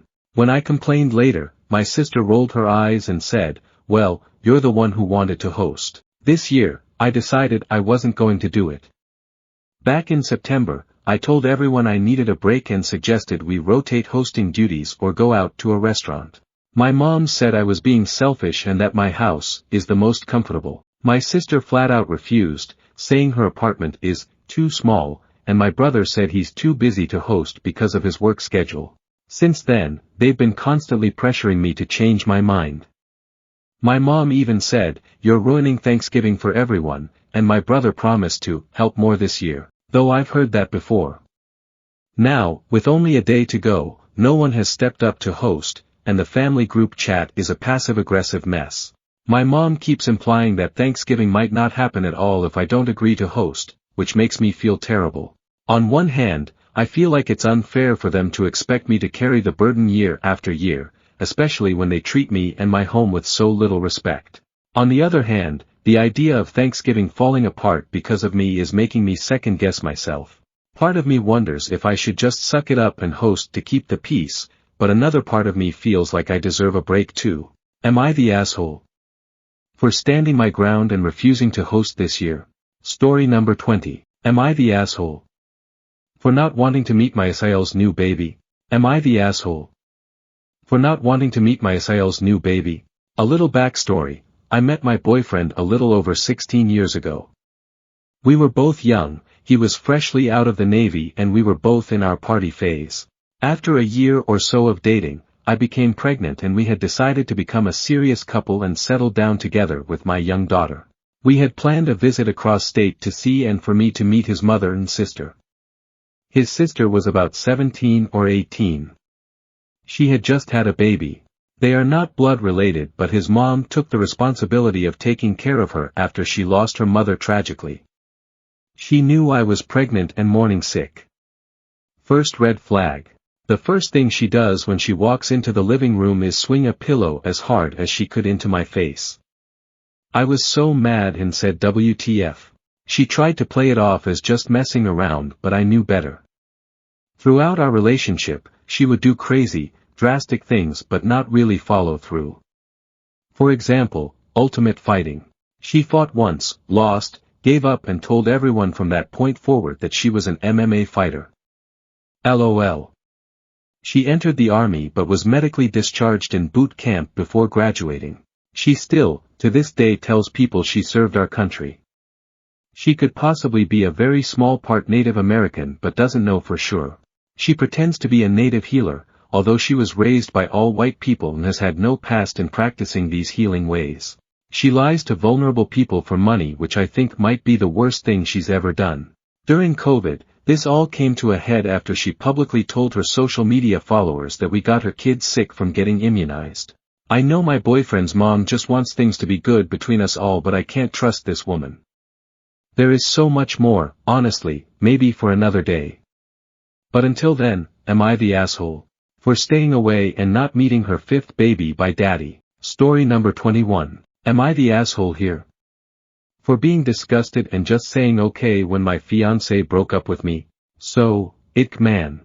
I, 28, had been with my fiancé, Alex 34, since 2020. We met at a friend's party, hit it off, and had been together ever since. He finished his doctorate in economics just last year. Since then he has been working at the uni. I have my master's in media sciences and decided to start working instead of going for a PhD. Okay, so the problem is that Alex broke up with me last Monday. It was literally so surreal and honestly, just weird. For the past few months, he'd been acting strange. He was making demands and then dropping them immediately. A few examples: he told me we were going to paint our walls back from dark green to white. When I asked why, he just said, "For fuck's sake, forget it," and never brought it up again, even when I asked. Another time, he came home and got mad because I was sitting on the couch with my head covered in a blanket. I had cramps. He was upset because I was just sitting there watching Netflix. Mind you, the house was spotless. When I tried to talk about it, he said, "Forget it, it's not a big deal." This kind of thing became common. Every time I tried to communicate, tried to figure out what was going on, whether it was something I did or maybe he was just stressed at work. He would just say everything was fine, but he was clearly seething with rage. I didn't even have to do anything. He would find something to complain about, the apartment, clothes, me, work, etc. So, I gave him space, which apparently was also wrong. I told him I was going to help my parents with repairs for a few days, and somehow that was also wrong because he wanted to renovate the apartment too. Then, on Monday, I got a text saying we needed to talk. I knew what was coming, and after the last few months, I had made peace with it. When I came home, he was sitting on the couch. He didn't even wait for me to take off my jacket before saying, "I want to break up." Then the verbal diarrhea started. He told me he resented me. First, because I didn't pursue my academic career further, even though I was capable, and he didn't want to upset me at the time. Then, when I started making more money, since he didn't make much as a PhD student, he felt like I should have the last word financially, and he hated it. Mind you, I never said anything like, "It's my money, so I have the final say." That's a rule he imposed on himself, and he hated it. He said he hated our paint scheme, the couch, and even our fucking crockpot. Then, he told me he had rejected a better PhD program to stay here because I had already started my job by the time he got the acceptance letters. Only, he never told me he had even applied overseas. He said a few months ago he checked in with a friend who's in that program, saw how they were thriving, and decided I ruined his life. He said I had too much control over his life and that he hated the idea that I could just decide not to pay for things and fuck him over. I honestly don't even know what that means. He also said he hated that all his friends loved me and didn't let him vent about me. Then he said again, "I'm done." I was floored. I had already made peace with the idea that we were ending, and it hurt, but after that rant, I was just disgusted. I looked at him, probably with a disgusted expression, and said, "Okay." He lost it. He said this is exactly what he meant, that it was horrible. We had been together for 4 years, and all I had to say was, "Okay," to our breakup. I just asked if he wanted to stay here while he figured out where to go. He said, "Typical, of course you're holding the apartment over me," and started ranting again, so I just left. I told my parents, and they're also confused. My dad suggested I reach out to our landlord and explain the situation to see what options I have. I can keep paying the rent no problem myself. He covered the utilities and some subscriptions. Just to reiterate, I never had a problem with this. I saw that he was chasing his dream, and that was more important to me than a 50-50 financial split. I make good money and am happy at my job. I never saw it as slaving away. I always had the mentality that my money was our money because we were building a life together. Of course, I had my own savings and fun money, but I honestly never cared. As long as I felt he was working towards something and wasn't taking advantage of me, I was fine with it. More than fine. Alex is still mad. He's going between texting me like a robot about the logistics of the split to being a seething asshole complaining about everything. I'm not even hurt anymore. I just feel nauseated by him at this point. I don't know. Should I have reacted differently? Edit, thank you for all your opinions. It was nice to get this off my chest, lol. Just to clarify, though. I don't feel like a victim. I feel like something happened, and my relationship just turned bad. He behaved like an asshole, but that is the extent of it. Very clearly, something is going on. But he doesn't want me to be part of whatever it is, and I have to respect that. Now I just have to detangle myself legally from him, and after that, I'll just be left alone with my ugly green wall color. I think I might also adopt a cat as my ex was really allergic. Update. To start, Alex moved out pretty quickly after the breakup. He has been staying with a friend, and we sorted out everything like mail, subscriptions, and the lease. I'm also in the process of adopting a cat. Her name is Luna, but I have been thinking about changing it since my family already has 2 pets named Luna, Amun, and Kamar. She is still at her foster home for now, but I have visited her a few times, and I already adore her.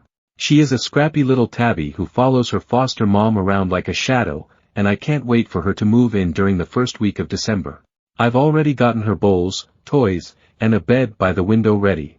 Now on to what happened. Last week, I was out showing someone around the city. He is the son of my parents' friends who recently moved here for work. My parents asked me to help him get familiar with the area, so I agreed. It was nothing special, just walking around, grabbing coffee, and pointing out useful spots in the city. Apparently, Alex saw us. I didn't even realize he was there, but later that night, I started getting texts from an unknown number. I guess he got a new number since I blocked his old one. The texts were just weird. He accused me of flaunting my new relationship in public, said I must have been seeing this guy before we broke up, and told me that everything he suspected about me was true. I didn't respond. I wasn't going to entertain his paranoia. The messages kept coming though. They went from angry to desperate, with him saying things like, "At least admit you were lying to me," and, "Was anything about us even real?" It was exhausting and honestly a little scary to see how quickly he spiraled. For the record, this guy isn't my boyfriend. He's not even someone I'm interested in. He's just the son of family friends who needed help settling into the city. The whole thing was completely innocent, but Alex has twisted it into some kind of betrayal in his head. What gets me is how little Alex seems to know me. I'm not the type of person to jump into a relationship so soon after everything that happened. Even if I were, it wouldn't be any of his business. We are done. I've made that clear. After I didn't respond to his texts, Alex started calling. I didn't pick up, but the voicemails were a mix of angry rants and desperate pleas. I ended up blocking his new number too. It feels ridiculous that I have to keep doing this, but I guess this is where we are now. Then this weekend, I went out to a bar with my friends. A few hours in, guess who walked in? Alex. I don't know if it was a coincidence or if he followed me there, but as soon as he spotted me, he came straight over. He was clearly upset, asking to talk, and I told him no. My friend stepped in, and thankfully, he left without causing a scene, but it ruined my night. It felt like I couldn't escape him, no matter where I went or what I did.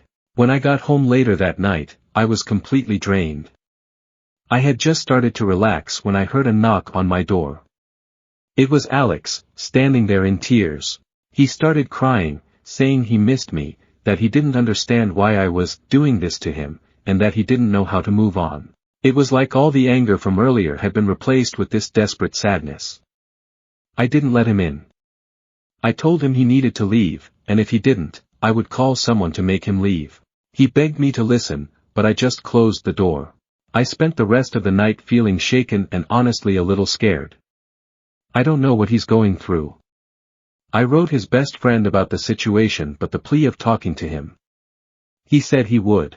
I'm seriously considering getting a new phone number and possibly even talking to someone about how to handle this legally if it keeps happening. It feels unfair that I have to go to these lengths just to have some peace, but I don't see another option. Story number 22. I laughed at my sister's tragedizing and now I'm uninvited to the baby shower I'm planning. My sister is due after in early January and we're planning her baby shower for early December. She decided she wanted to use my mother's maiden name, Rafferty, as her daughter's name. Not a tragedy itself and I guess it works as a unique name. But yesterday I texted my sister that I needed to get the custom items with my niece's name ordered ASAP so they arrive in time for the shower. My sister then let me know they're going with an alternative spelling of Rafferty. I texted back, an alternative spelling of our mother's maiden name. My sister wants to spell it Raffarty. So I sent back a bunch of laughing emojis and she asked what's so funny. I tried to explain that no one will pronounce that as Rafferty and she'll probably get plenty of the same mispronunciations. She told me I was being ridiculous. I texted back, my poor niece, little Miss Farty Ray. I was uninvited to the shower and my mom told me today my sister doesn't want me as the godmother anymore. But, like, Raffarty is really bad, isn't it? Someone needs to tell her, right? Update post. Editor's note, I combined the post and the continuation of it in the comments into one section. I don't know if updates are allowed here, but here it is and sorry it's long and I've been having a hard time submitting it. Is there a character limit? I'll try posting some and put the rest in the comments. So we had an intervention on Raffarty. I know everyone said to send a link to the original post to my sister to show her that 103% of the global population would call her daughter Ray Farty and that would be the easiest thing to do. But some commenters said some pretty gnarly things about my sister that she doesn't need to read and feel worse about herself. But I wanted to address a few things that came up. First, for those saying I shouldn't bother paying for the baby shower anymore, I had no plans to not continue to pay and help out. Disagreements and fighting aside, I love my sister and want her to go into motherhood filled with love and support, regardless of whether she wants my support or attendance at the event. Second, my sister's husband was made aware of the spelling change of Rafferty to Rayfarty about a month before my original post. He said he didn't think much of it until he saw it written down and immediately saw it as Ray Farty, too. He said her emotions had been getting worse throughout the pregnancy and he didn't know how to approach her about going back to the original spelling. He had hoped that once she gave birth, all the hormones would somehow leave her body, she'd come to her senses, and it would be a non-issue. Third, a lot of you were lumping my mom in with my sister and said some pretty horrible things about her, too. All my mom knew was from my sister calling her to complain that I laughed at her for slightly changing the spelling. My mom just assumed it was a minor change like Rafferty until I told her to grab a pen and paper and I'd spell it out for her. Once she saw it was Rayfarty, she was team save this child. The rest. Now for those of you who told me I didn't have any tact and my reaction was mean, my reaction was because 1, people would call the poor girl Ray Farty her entire life for the sake of my sister being quirky. 2, pregnancy brain aside, surely my sister would realize her child will be called Ray Farty once it's pointed out, have a laugh, change her mind, and this will end up being a funny story to tell at her daughter's future wedding or something. And 3, my sister is a bit of a joker, so I also initially thought she was just pulling a prank or joking. But if she was joking, she took the joke really, really far. She spent $400 on a mural painted on one wall in the nursery. She wanted to debut the finished nursery to everyone at the baby shower, including her husband, who was forbidden to see it beforehand, that had Ray Farty incorporated into it that now needs to be repainted. She also bought herself a birthing gift. Is this even a thing? She'd had my brother-in-law present to her in front of everyone at the hospital, a $900 gold bracelet with R, A, E, F, A, R, T, and Y charms. The baby book also has Ray Farty embroidered on the cover. I contacted my sister's best friend Katie, not her real name, if my sister has told her anything about the spelling change. She found out about Ray Farty after the blow-up with my sister, as my sister wanted to get Katie on her side. Katie, who's a teacher, was equally horrified about the spelling and told me this is the worst attempt at a creative name she's ever seen. The intervention of sorts, the Farty Party, if you will, included me, my sister, her husband, his mother and father, my mother, and Katie. My sister refused to believe anyone could possibly see Ray Farty as Ray Farty and that we were just mad that she was taking creative license and that everyone does that nowadays. My sister said children are not that cruel to bully her daughter for her name, and Katie said plenty of kids are cruel enough and the others would join in so they're not singled out themselves. My sister countered that as long as all the adults are pronouncing it correctly that it'll be no problem, and Katie told her that not only would the adults not know how to pronounce it to begin with, but that as long as fart is in the name, kids will latch right onto that. I was happy Katie was there because she's shared interesting names her students have had over the past few years, so I knew her opinion on this would probably be the only one to sway her. My sister cried for about 10 minutes and finally agreed to entirely change the name because even Rafferty was tainted because we had all ruined it for her. We told her to take her time to consider a new name. She told us she still wanted to honor my mother and she suggested she'd combine my mother's first name with her mother-in-law's name and created a name on the spot that included a crass term for a lesbian. When my mother pointed that out, she started crying again and accused us of not letting her be a mom, and her husband suggested we leave it for now and we should all go and give her space. It's been radio silence until my sister texted me a couple of hours ago that she and her husband landed on Theodora and she is absolutely in love with it. She even decided by my unborn niece looks like a Theodora in the ultrasounds. She got those creepy 3D ones done where every baby looks like the same copper potato.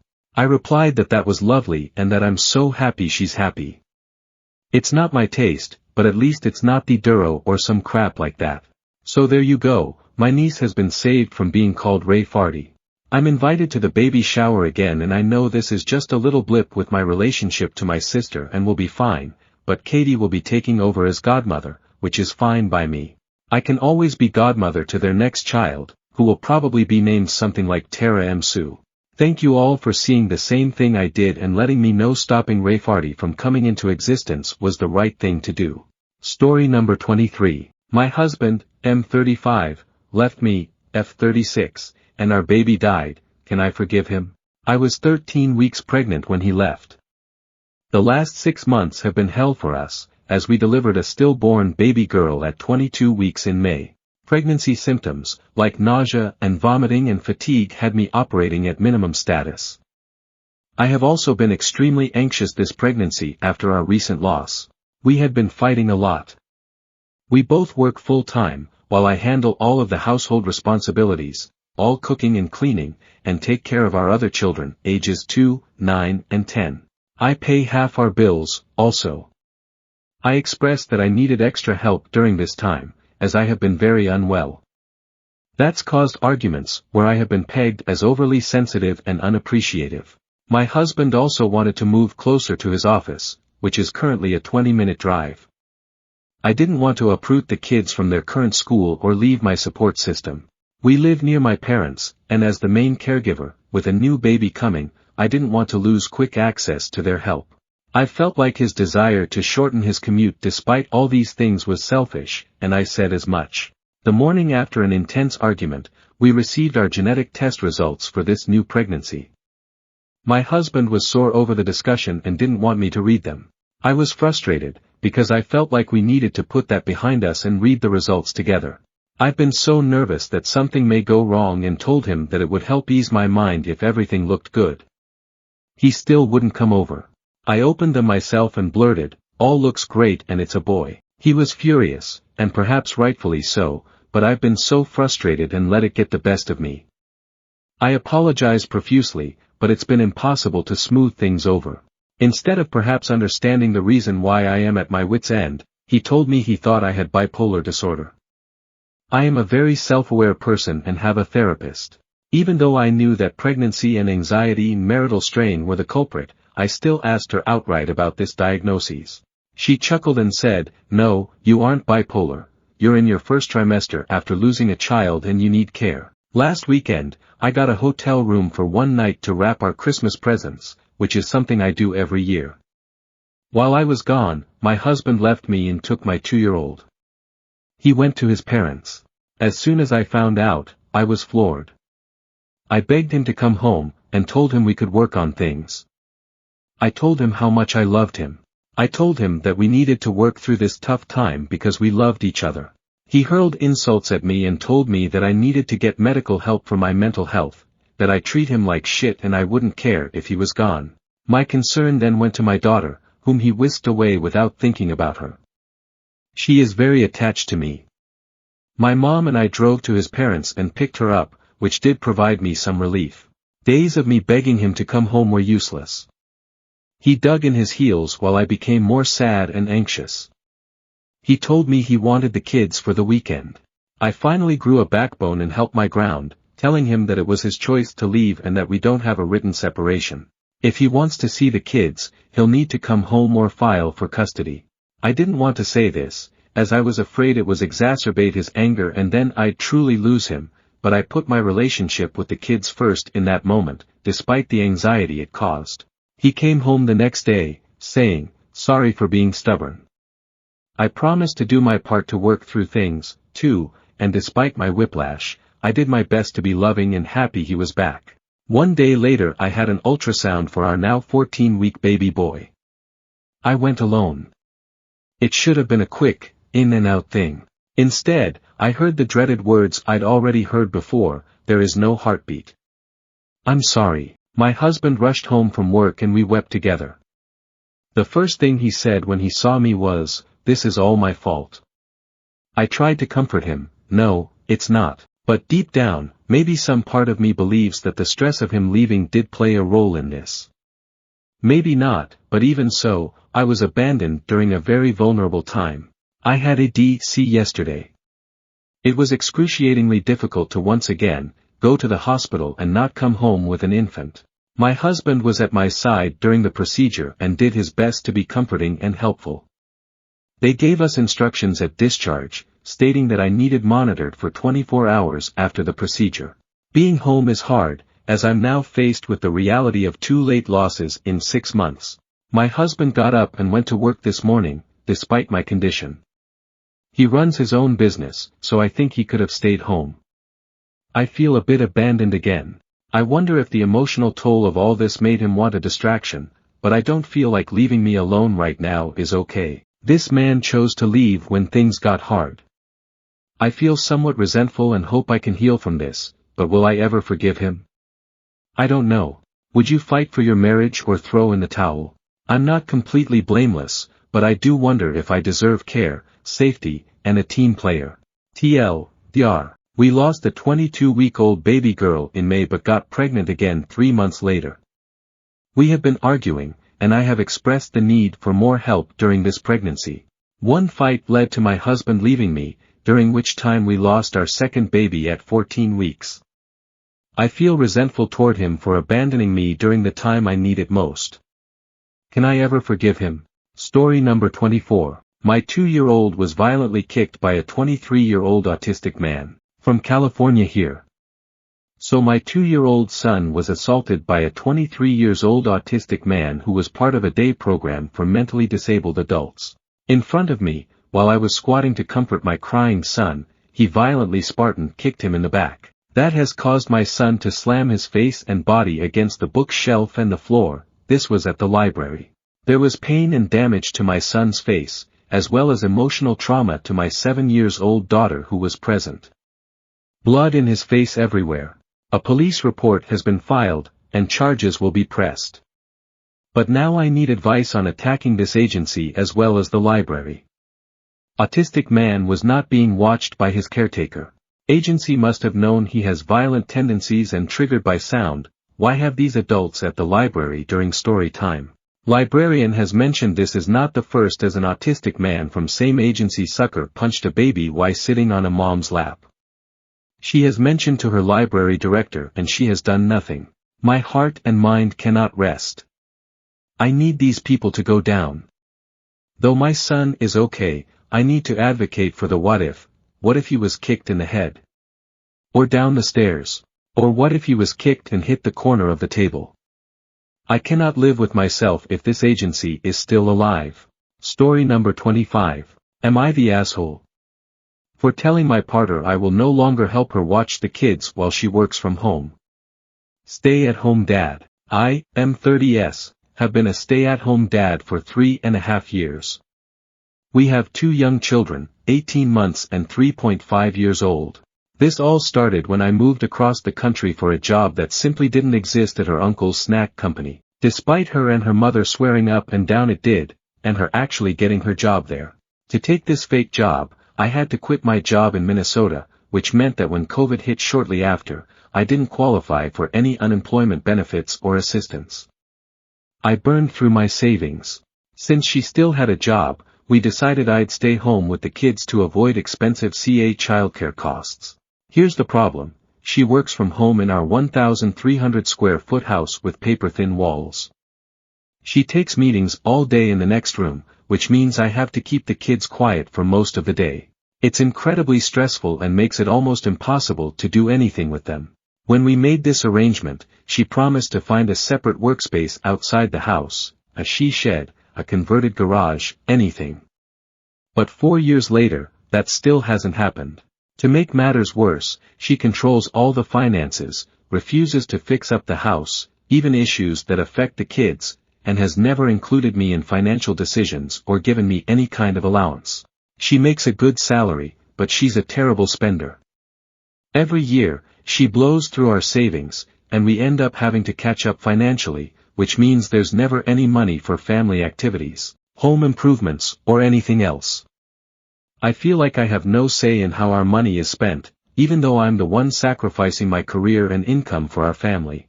I need surgery on my ankle so I can walk properly again, but it requires a 3 to 6 month recovery period. She refuses to even discuss having a family member come help with the kids so I can get this done.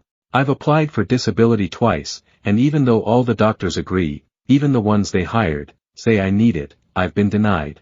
I love my kids more than anything, but I'm starting to feel like I have no control over my own life or them. I've tried to find a non-standing work-from-home job, but they're all 9 to 5, which defeats the purpose of me being home with the kids. Am I the asshole for telling my partner I will no longer help her watch the kids while she works from home despite it being the only real way to help in my current capacity? Story number 26. My mother is so obsessed with her online followers that she's destroyed her relationship with me and her only grandson. I wanted to post here kind of more to vent but also share how crazy this all is. I, 28F, have always had a pretty good relationship with my mother, 58F. My mother was in prison for 14 years due to fraud. She went in when I was 9, and got out when I was 22. My mother is an artist and made a big name for herself as being a large prison artist. So, when she got out, she had a fair amount of clientele and fans. My mother quickly gained a large following on all platforms, 30K on Twitter. Now to start on how this became a problem. As time went on, my mother became infatuated with her followers and the attention she was getting. Wholesome bonding time turned into barely any real responses from my mother because she was too busy on her phone. In 2021, I found out I was pregnant with my parents' first ever grandson. They were so happy. As my pregnancy progressed, my mother loved bragging to all her followers on her platforms how excited she was to be a grandma. I was happy for her, but I also made it a point to her to not share too much about it as I don't know most of her followers. When I had my son, I dealt with severe postpartum. My mother insisted on coming over and I did ultimately appreciate it. As time went on, my mom would not hold my son very long, and when she did it was either for a picture for her followers or to have the chance to say she was a great grandma, but then spend most of the time on her phone not paying attention to him. My dad was honestly a great grandpa. He was so attentive and always made sure my son was occupied. Fast forward about 1 year, we started having disagreements regarding multiple things, money, boundaries, and how absent she was as a grandma. When all this was happening, she was posting/venting about it to her thousands of followers, completely switching the narrative. Despite the fact she was committing fraud with my name, I became very upset about all this, because there were hundreds of people calling me a bad person, a bad mother, consoling her for what she had to deal with. I started distancing myself. Although I shouldn't have done the same thing, but I wanted to clear my name, I made a 3-paragraph status about everything that was going on and tagged her so all her followers could see. I understand I shouldn't care what a bunch of random people were saying, but it did get to me because she was getting so much support. After I had made that post, I got a notification of a new post. I was tagged on TikTok, Twitter, Instagram, Facebook etc. from both my parents' accounts, and what it was insane. The post said, "To our daughter, stop lying, it's time to start telling the truth." Attached was a video. The video had screenshots of my post, and after the slides it said, "This pains us, stop switching the narrative, speak the truth." The kick of it all is the whole video had background music, the theme song from Law and Order SVU. Could you be any more dramatic? The crazy thing is, my mom knows all that she has done wrong. She knows she used me and stole from me. But my dad doesn't, he is brainwashed. I stopped trying to be involved, and I told them I will need some time to decide what happens next. In that time my mother continued posting to her followers. She posted pictures of my son, despite me begging her not to, with captions, "I am so sorry we are no longer able to be in your life. I hope you know we love you and hopefully your mom gets well soon mentally and allows us to see you again." I was done, I blocked them. My mother never gave my son the time of day when he was a baby, toddler etc. She only held him for pictures, and he screamed every time she held him. I was heartbroken that despite being gone for 14 years she never truly learned anything. She was still a liar and still a fraud. She proceeded to email me of different emails for months, until I finally blocked all them. She sent threats of hurting herself, she sent pictures, she sent "get well please get on medication" emails, but she never sent an actual apology. Fast forward to today, she now has a business where she helps people who are victims of fraud. Super ironic. Anyways, I could go on, but this would be way longer than it already is. Thanks for letting me vent. Any advice, thoughts, etc. are welcome. I don't know how to get over this grief and I am still kind of holding out hope for my dad, but there is part of me that hoped she would go back to prison because everything was better before she got out. Maybe that makes me a bad person, but it was no drama before she got out. Anyways. Thanks, THT subs. Story number 27. Am I overreacting for confronting my dad when I saw him with another woman on a trip and refusing to keep it a secret?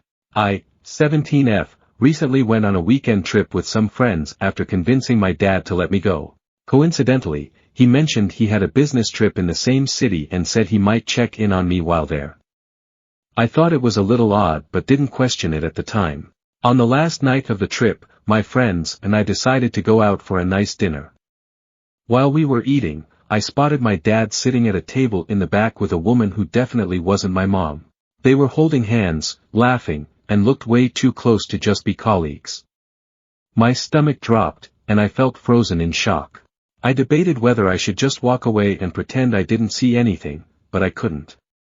I got up, walked over to him, and asked, "What's going on?" His face turned pale, and he quickly tried to brush it off as a business dinner. The woman, however, didn't even try to act casual. She had her hand on his arm and looked at him in a way that made it obvious they were more than friends.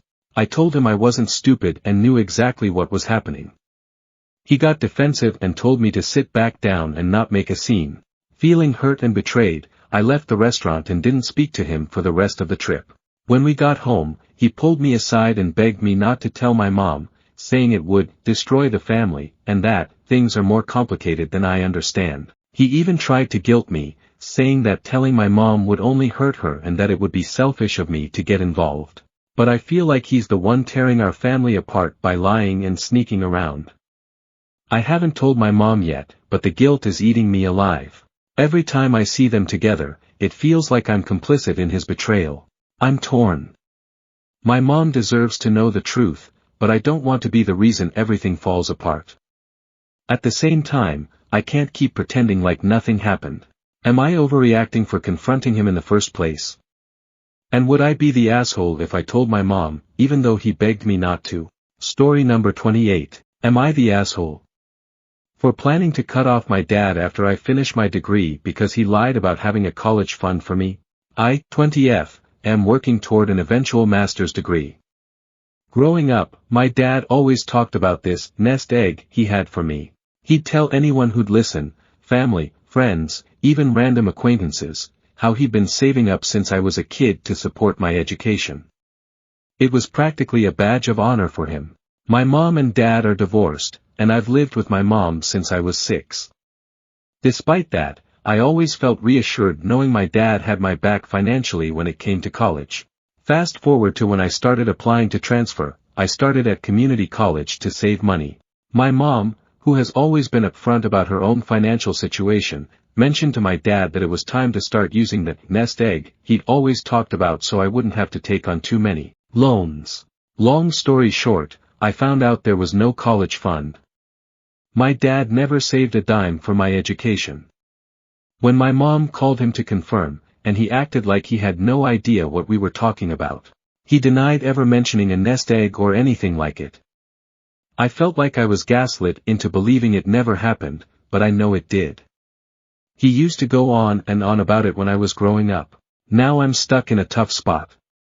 I've been scraping by with scholarships, part-time jobs, and some help from my mom, who's been amazing despite her own financial struggles. My dad hasn't offered me any support at all, not even an apology for the years of false hope, or a clarification to me, the person who it's affecting. He's only talked about this with my mom and my grandma. I've never personally gotten any apology or explanation on the matter unless it was from my mom. Here's where the potential "am I the asshole" part comes in. I'm still in contact with my dad, but honestly, it's mostly superficial at this point.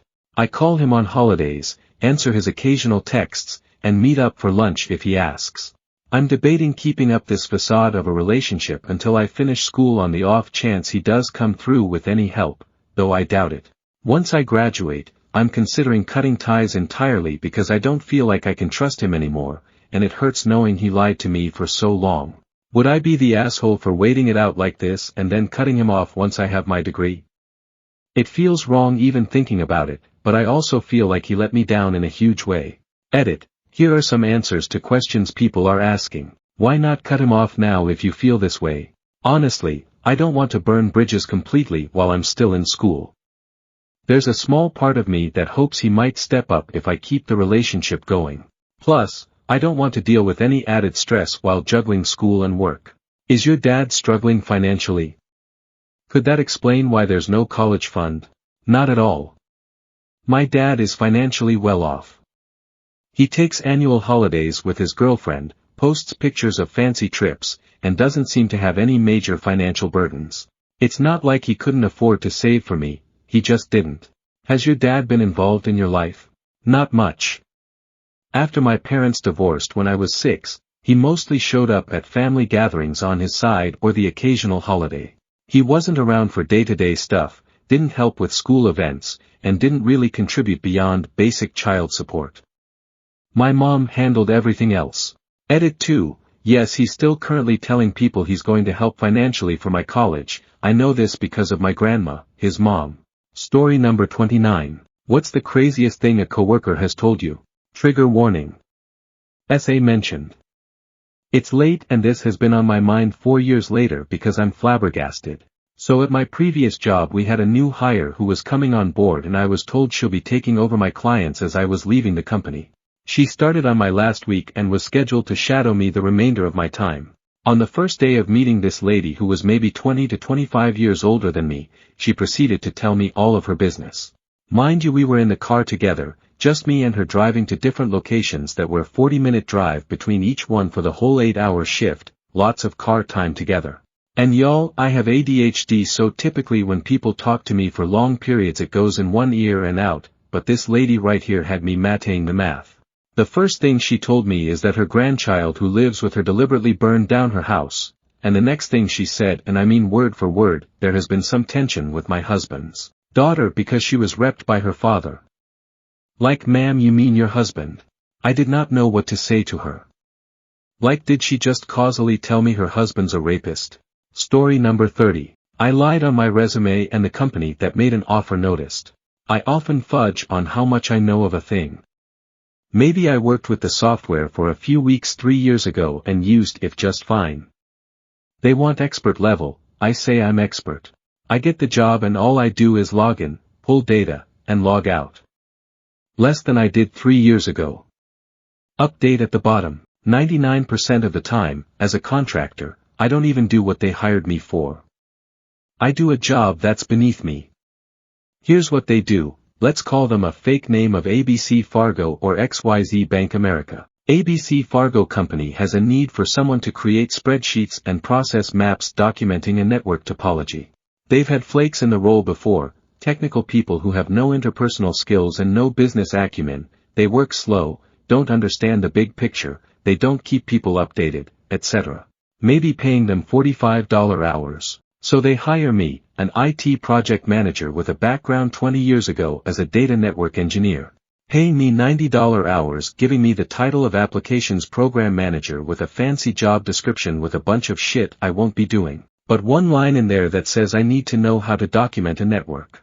They figure they will aim high, pay high, just so they can be sure to get someone that can work well with other departments to gather the information, keep everything on schedule, and not drop out of sight, and do clean, efficient work. They don't care about my career and that this job is a step backwards, and when I go to get my next job as a project or program manager, it makes me look bad if I say what I was really doing. They figure the pay is so high, I'm working from home, by the time I figure it out, I'll stay for the money, which I do. But my skills don't grow. So yeah, I lie on my resume. Yeah, I did extensive and complication project management for ABC Fargo for a year with budget, and tollgates, and scrums, and project plans, and clearing roadblocks. No way I'm going to say I just did spreadsheets and Visio diagrams day in and day out for a whole year. This has happened on the last 6 contracts I have worked. They lie, I lie. We're even. So I keep the fancy job description, I make up project accomplishments. Everything on there I know how to do, it's just not 100% honest.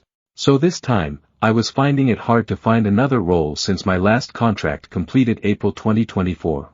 So I started fudging the dates so it looked like I did less contracting and stayed places a little longer. Sometimes contracting make you look flaky, but the money is good. Soon as I changed up the dates, I got interview. Literally the next day after I started using the fudged dates. In my experience, that initial resume never seems to make it to HR, they look at the application. I never lie on the application. Dates and titles are correct. I leave the job duty stuff though, they can't verify that. I've never been called on it until last week. People are often incompetent and it usually works in my favor. They're not paying much attention in how they do their jobs. I'm posting now because it's all complete and I started yesterday. Here's how it went down. One of the recruiters for the agency was getting on my nerves calling me all day asking for information he could have just put it all in an email at the end of the day. He wanted to a mock interview and I told him to take a hike, I'm old as fuck and don't need interview help. I think he got offended and decided to try and trip me up. He has never called or emailed me since then, his boss does. I have an interview to contract for EFG Sachs. I have worked for this agency before at XYZ Chaser Banker in 2023. So they only need to verify the last contract I had after 2023, right? Nope. Somehow, they are verifying everything all over again. I get an email from the HR/background check person, your resume says this, but your application says this. I was like, oh shit. It's finally caught up with me.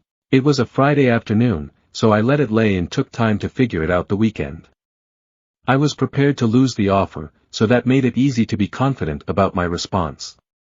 Which was plainly and simply, I recently had my resume professionally rewritten and it looks like I didn't double-check the dates.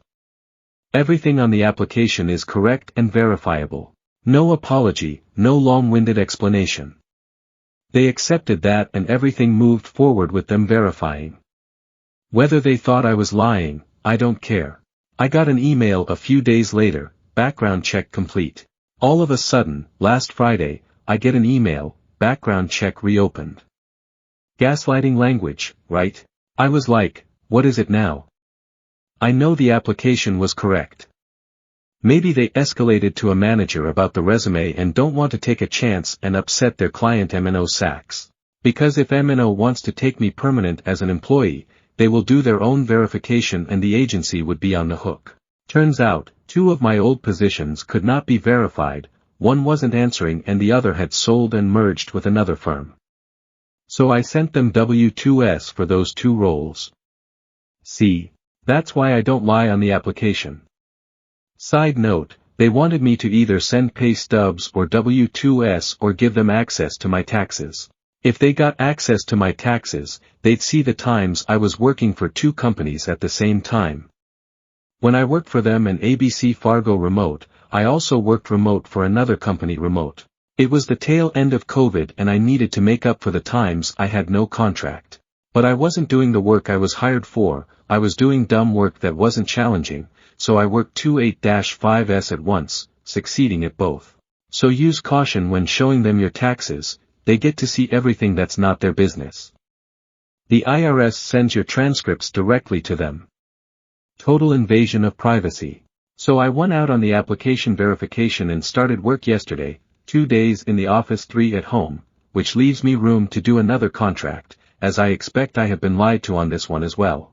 I've been out of work since April and today is my last unemployment filing. There's only $57.65 left of my claim. 99% of the time, you won't get caught. But be prepared for that one time. I'm 50 and this is the first time I ever got called on it, and I firmly believe I was targeted because I told the dude to chill. I've even lied about a degree out of frustration and it got me the interview. If I can interview, I'll get an offer. Do what you have to do to get that interview, don't take it too far and lie completely, fudge the dates and the titles and the duties. Don't straight out lie about working somewhere you didn't, or put duties you have no idea how to perform. Everything on my resume I can do. Tips. If it's been a while, look at some YouTube training to get back up to speed or be able to discuss intelligently. Jot down keywords and definitions on your printed job description. Always print out the JD and take notes on it, and have cliff notes as well. Include buzzwords like business partners, team members. Google interview buzzwords and jot them down on the JD or on sticky notes somewhere you can glance at them during your video interview. Ace the interview by acting as though you already work for the company, you're just going to be working with a different department. Introduce yourself, ask them about how you can help, what they need you to do. Say we and our and us and shit like that. Trick them into it. Use their names, jot them down doofus, I'm bad at names too. You know, James mentioned earlier that he'd had a hard time getting the last person in the role to respond to emails. I understand what that can mean to you being able to complete your part of the work. I am mindful that my part affects someone else's work. But if you aren't getting what you need, please let me know, and I hope I can do the same. I value my team and don't mind having a tough conversation and hitting the reset button. Tell me, Sarah, manager, what are you most proud about when it comes to your team? Mark, you work closely with this role and you shared what you would need from me if I were to join the team, see how I did that? What are some things you don't want to see? They love this. They'll say, not double-checking the reports, not responding in time for weekly reports, not admitting when something is not understood, etc. Just be relaxed and conduct yourself like you're in a conference call to work on a special project for a company you already work for. Tell them about you, ask about them, ask about the work. It will make you seem like part of the team, not some nervous weirdo acting like you're from Mars. Oh, one last thing. If I don't know something, I'll say I don't know, but I can find out and get back to you by end of business. Or let's set up a meeting and find out together and come back and let the team know. No one should ever just say I don't know and leave it at that. They were asking me some word and acronym definitions, and on one of them I was like, I know about the subject, but I may not know the formal terms you're using, so let me give you my best guess. Risk control is different from risk mitigation in this way, blah, blah. Is that what you were looking for? If I were on the team and someone asked me that, I'd give my best answer and tell them I'd check it out more and follow up by a specific time. I don't know all the answers, but I know how to find them, that's the key. Well, I know it's a novel, but I hope it helps. Update, people are DMing me asking about my career path and how I chose it. I just started with a job and based on what I liked most, I grew that part and sought a job doing more of what I liked. In 1994 I worked as a staffing manager getting people temporary jobs, making $8.75 per hour and placing people making $10. We had to test them on software. A lot of people were great but didn't know the software, so I trained them on the side without permission and wrote some procedures/cheat sheet they could take on the job. They all got offered perm jobs, just needed a chance. I liked training, so I went after a job training and eventually got one. I lied on my resume to say I did training as a regular part of my job, a little fudge. I was training network engineers on software, then graduated to training how to engineer a piece of equipment. I went from $18,200 to $35,000 per year with no degree. Then I learned how much engineers made, and since I could train someone how to engineer, I took a job as a network engineer because of the money. When I was a network engineer, I worked with project managers a lot. So, I looked for jobs project managing network projects. I had never done project management as a role, but I had seen it done over and over. So I lied on my resume and said that I had done project management. I then studied project management and got certificates and then got a junior project management job.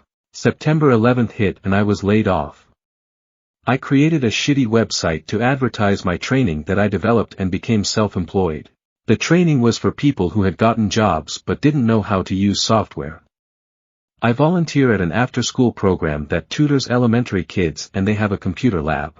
The founder let me use it on the weekends, which is when working people can come in to train. The city sent about 400 people over the course of a year into 2002. Long story short, I am capable. People kept asking me to do a website for them. So I taught myself web development and coding. I already knew database/SQL and command line from my training and engineering roles. Websites got easier for people to do themselves with Wix and more small businesses shifted to free pages on Facebook. Originally, Facebook did not allow businesses. So as my 15-year web business died, I saw a technical writer job in 2017 at a bank and became a technical writer, having written documentation in one form or another all my previous roles. I wrote policies and procedure documentation for everything and often came in contact with risk, compliance, audit. You have to keep your eyes open and not be that dumb person that only knows their own job and likes saying I don't know. That's not my department. From 2017 to now I have accepted roles with the most money, $75 to $90 hours that I can get hired for. I have been project manager and program manager for IT and risk. I have been documentation manager. I pursue enterprise IT roles because IT pays more than operations. The job I started a couple days ago bounces me back down to technical writer, but in the job description and interview I learned this is a new department. This means I will have an opportunity in the next year to be back in program management. I'm contract with a lot of experience, so my pay is the same as my IT and I work remote 3 days a week. I prefer full remote. There are so many lies about job descriptions. I don't chase some pie-in-the-sky career. I need money. I am 54 years on come June and have had great experiences but mostly terrible job experiences. I am still in touch with my instructor and network engineering pals, coworkers and students, from 1997 to 2001. Best jobs I've ever had. Nowadays 80% is coworker drama/politics and 20% is actual work. Show me the Quan, Jerry Maguire. Story number 31. We didn't volunteer to organize Secret Santa at work so the men decided not to hold it at all. I work in a male-dominated field. I only have one other female coworker out of a team of 15. In previous years, organizing Secret Santa has been a responsibility that silently falls onto our womanly shoulders.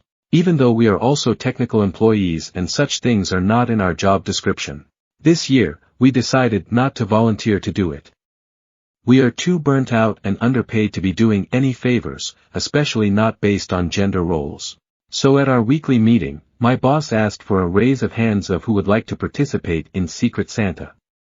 Most of the men raised their hands but my female colleague and I did not. My boss did a double take and asked for a raise of hands again, clearly fishing for us to participate and jump into name-taking and rule-setting, but our hands remained in our laps. He then singled me out and asked if I was planning on participating and I said no, short and sweet. So without any protest from any of the guys, he said okay, I guess we are passing on Secret Santa this year. Nice. I don't have to spend precious time cutting slips with names or spending the next month having them come up to ask who their recipient is because they forgot. And I get $30 back for myself. The men are too feckless and entitled to my labor to step up and organize an event they wanted to hold in the first place, and I love that for them, bless their hearts. Earlier this month the guys were saying that they have their wives buy the Secret Santa gifts anyway, so I feel like we've done them a solid too. Edit, I got a Reddit cares message for this. Can y'all not abuse helpline systems? This post made me upset is not a reason to do this. Story number 32. Female with bad breath. Currently crying in my car. I feel so angry because I deal with bad breath but I know my oral hygiene is not the issue. I went to multiple doctors, spent so much money on these appointments for nothing. They said it was tonsils, then I wanted to get them removed and the ENT doctor that I went to was so rude. He kept wiping his nose when I told him I wanted my tonsils out because of my bad breath as if I wasn't already self-conscious about it. I was wearing a mask. He wasn't doing that prior to talking to me but anyways he said no, that he did not want to do the surgery, that he felt like there was no need. I felt like he rushed the appointment and didn't care much about my situation. I was only there for 10 minutes tops and paid $170. I was so excited to finally get my tonsils out and live normal. I'm 100% sure that my bad breath is coming from my tonsils and he didn't even recommend anything to me. I felt so frustrated that I cried. Story number 33. Just found out my name is not PC. Oh no. Help. So my nephew's Prager's wife just told me my name, Virginia, is considered to be not politically correct any longer as it invokes colonialism and slavery, and I have decided to change it to be current. I am thinking about Virginia. Any suggestions? Edited to add, I can't believe how this blew up. Thanks for all the laughs and suggestions. To be clear, my nephew's twit wife was very serious and earnest. I imagine she never knew Ginny is a nickname. That was indicative of my response. I have absolutely no intention of changing my name and someone finds it offensive, that's a you problem. With that said, some of these suggestions have me thinking they are a possibility in the future. THX to all, Virginia Robert E. Lee, Edit 2, to the PPL who find this made up, I thank you for the laugh. Story number 34, am I the asshole here? For leaving my husband after he refused to have kids. My 30F husband, 32M, and I have been together for 8 years, married for 5. When we first started dating, we discussed the big life goals, including kids. At the time, we both agreed we wanted children someday, but we decided to wait until we were financially stable and ready emotionally. Over the years, I've been excitedly looking forward to that chapter of our lives. I started preparing by reading parenting books, making healthier lifestyle choices, and we even bought a home with an extra room for a future nursery. Recently, I brought up seriously starting to try for a baby. That's when he admitted he had changed his mind. He said he no longer wants kids and has been feeling this way for the past couple of years but was afraid to tell me. His reasons included the stress of raising children, financial concerns, and the loss of personal freedom. I was devastated. Having kids has always been a deep desire of mine, and I feel like he pulled the rug out from under me. I tried discussing compromises like therapy to explore his fears or even considering adoption later, but he was firm in his decision. After a lot of soul-searching, I told him I couldn't stay in a marriage where I'd have to give up something so important to me. He was heartbroken and accused me of valuing hypothetical children over our real relationship. Now, my friends and family are divided. Some think I'm justified because having kids is a non-negotiable for me. Others say I'm being selfish and abandoning my husband after he was honest about his feelings.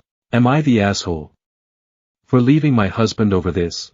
Story number 35, am I the asshole for telling my aunt to manage her own kid at a family event? I want to start by saying that I absolutely love my baby cousin, Lily. She's one of my favorite people in the world, and I see her as more of a little sister than a cousin. But during a recent family gathering, things got a little tense, and I'm left wondering if I handled the situation poorly. I'm 24, female, and part of a large, joint family with grandparents, aunts, uncles, and plenty of cousins. Since I work in another state, I only see everyone during holidays or special events. Being the oldest of my generation, I've always been close to my younger cousins, especially Lily, who's just 4 years old. We have a 2-decade age gap, but I adore her and babysit whenever I can. She's very attached to me and even sees my mom as a second mother. Recently, I attended my younger brother's birthday party, a rare chance to relax and catch up with family after a stressful year. Lily was there, of course, and as the youngest cousin, she didn't have any playmates her age. Naturally, she gravitated toward me. She kept pulling me away from the table to join her games, and I happily played with her for a while. When it was time for dinner, I even fed her because she refuses to eat unless it's from her mom, my mom, or me. After making sure she was settled, I handed her off to my grandma so I could grab a plate of food and enjoy the meal. I honestly thought she'd nap or play outside in the garden. But when I came back, I found chaos. Lily had pulled at the tablecloth, spilling several dishes and creating a huge mess. She was crying because my aunt, her mother, had started scolding her, and the whole scene had become a disaster. Later, my aunt came up to me and, in a very pointed tone, said I should have kept an eye on Lily.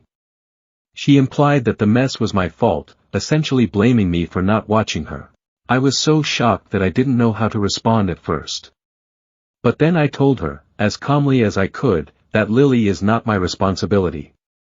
She is her mother, and it's ultimately her job to look after her. My aunt stormed off after that, and now my family group chats and calls are blowing up. My mom and grandparents are getting complaints about how disrespectful I was for speaking to my aunt that way. I didn't mean to cause any drama, but I genuinely feel like I did nothing wrong. I love Lily and always try to help out when I can, but I was hoping to enjoy this one event without being on babysitting duty the entire time. So now I'm wondering, am I the asshole for standing up for myself? Or should I have handled things differently? Update, am I the asshole for telling my aunt that watching her daughter isn't my responsibility? Hey, everyone. Thanks for all the advice and support. I'm back in my city now, and things have finally calmed down after what felt like endless family drama. I'll start work tomorrow, so I thought I'd share an update on how everything unfolded. As I mentioned, my aunt had been calling and leaving messages non-stop after the incident. My mom, who is absolutely my superhero, told me to stand my ground and not give in to the pressure. She even stepped in to handle things herself. On Sunday, she went to my aunt's house and, according to my cousin Carl, fake name, tore her a new one. Apparently, my mom didn't hold back. She called out my aunt's behavior, her deadbeat husband, and her overly controlling parenting style. It turns out, my aunt has been clashing with pretty much everyone in the family, collecting grudges like Pokemon cards. I hadn't realized how bad things had gotten since I've been away for work. Here's some context I learned later. Lily had a few health scares as a baby, which led my aunt to become a full-blown helicopter mom. She barely lets Lily out of the house unless it's to visit our family. Even her preschool is run by my uncle, aunt's brother, and my aunt pulls her out of school whenever she feels like it. According to Carl, Lily is lucky to have some freedom when she stays at our house, which explains why she's so attached to me and my mom. While my mom was handling my aunt, I had a beach day with my brother. It was just the two of us, and we had the best time eating ice cream and building sandcastles. It felt nostalgic, like revisiting our childhood memories of living by the coast. It also made up for not celebrating his birthday properly due to all the chaos. Monday was a relaxed day at home with my cousins. My grandma even brought Lily over so I could say goodbye before heading back. Getting her out of my aunt's house was apparently a battle in itself, but I'm so grateful I got to spend a few hours with her. She's such a joy, and I'll miss her terribly. Now, for the funny bit, Carl called me shortly after I posted my original story. His exact words: "Breaking out of the prison, are we? Right behind you, sis." He's been cracking jokes about the whole situation ever since, which has definitely lightened the mood. As for my aunt, she's still trying to stir up drama, but most of the family is on my side. Once the truth came out, it became clear that her accusations about me neglecting Lily were ridiculous. Everyone knows how much I adore Lily, and I've always been there for her when I could. After reading all the comments and advice, I've decided not to apologize. I would have considered it just to keep the peace, but she's blown this so far out of proportion that it's not worth it. My mom has told her to stop acting like a child and quit spamming the family group chats. Her words, not mine. At this point, I'm putting the drama behind me. Almost everyone in the family has reassured me that I did nothing wrong, so I'm moving forward with a clear conscience. Thank you again to everyone who helped me see this situation clearly. I truly appreciate it. Story number 36. Wife, 27F, and her family kept her affair hidden from me, 31M. Best way to go about it for me? Thinking about serving my pregnant wife with divorce papers at her parents' house on Thanksgiving Day. Backstory is that I've been married to this woman, Becky, for 4 years now. 3 weeks ago she meant the world to me. I would have done just about anything for Becky, but now I don't even see her as a human. I've always wanted a family and she knew this before we got married. She also had the same goals in life for us. After getting married she decided that she didn't want to be a mother, and I was hurt but accepted her decision. We purchased a small farm after getting married, and Becky decided that would be her full-time job. We really were blessed to be living the beautiful life that we were living. Becky wants a thoroughbred horse for 6 figures and no problem. Becky wants to import a herd of Brahman cows, because regular cows look boring, no problem. Becky wants a brand new diesel truck every year to drive into town, no problem. I had no issue providing all of these things, because I knew her first love was taking care of animals. I knew that's what made her happy. A few weeks ago, her best friend, Emily, wanted to know if I was available to meet her, because she wanted to tell me something. I figured that she had a surprise for Becky and wanted my help or something. Emily came over to the house when Becky was away, and basically handed me a file with the evidence of my soon-to-be ex-wife's affair. Becky had been having a full 8-month affair with the married veterinarian. Emily and Becky have been best friends for over 10 years, so Becky tells her everything. Emily let me look over the file, and then told me about the affair. The highlights of the affair were that it was with someone who bills me hourly for thousands of dollars. The same man I see in church, where my FIL is the pastor, and shakes my hand while me and his wife are clueless. Becky and him sleep together in what is supposed to be our house daily. Almost every time Becky goes on a trip it's with her lover and not her friends. Becky deliberately sent me 2 states away to pick up a trailer, so she could have the house to herself and her lover. All the new girly clothes and heels are for this man and not me. The icing on the cake is that Becky is currently pregnant with her lover and not me. I know this because she admitted it all through text to Emily. She admitted to keeping the truth hidden from me. Emily also knows her Becky had a conversation with her parents who are supposed to be very high-ranking religious people in our little town. Her father, who's the pastor, encouraged his daughter to keep the truth hidden about everything to protect their image. The worst part is I was so excited about this news, and now my friends and family know. I can't believe someone can be this evil to do something like this. Becky has already started to set the room and make changes to the house. The thing is that it's been weeks since I found out about this. I've used that time to get my ducks in a row for divorce. She has zero idea that I know what's going on behind my back. I also took this time to confirm, and get video evidence of the affair.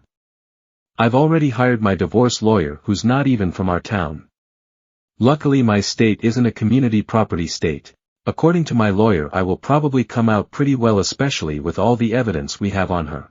I've already had a listing agent look at the house/farm and give me an idea of what I can get for it.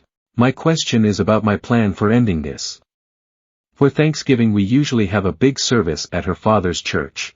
I want to look into her father and mother's eyes and have them lie to me about their daughter. My plan is to have the divorce papers served at my ex-in-law's house right before dinner. Her entire family will be there, from siblings to grandparents to friends, including Emily. After she is served and realizes what is going on will be my time to leave. My best friend doesn't think this is a great idea. I think he's looking after my safety since most of her family carry, and he doesn't want me to be outnumbered. Personally, I don't think I'll be in any harm. The other less exciting option is just to do this at our house, and see what happens from there. Not sure which route to go down. After this is over I plan on leaving this town and not looking back. As for why Emily is turning on her, I believe it's jealousy. Emily isn't married and isn't that well off financially. Emily could have told me 8 months ago, but waited all this time. I'm not sure what to think. If all this sounds scattered, I apologize. My mind is all over the place and lacking sleep. Story number 37. Found out my 33F fiancé, 31M, used to sleep with married women in his 20s, and his justification has me questioning everything. How do I approach this? TLDR, my finance admitted to sleeping with married women in his 20s and that this is the reason why he's such a good and attentive partner. I don't know whether to believe him or whether this is a sign of what kind of person he is. Hi everyone, I'm feeling really confused and conflicted right now and could use some advice.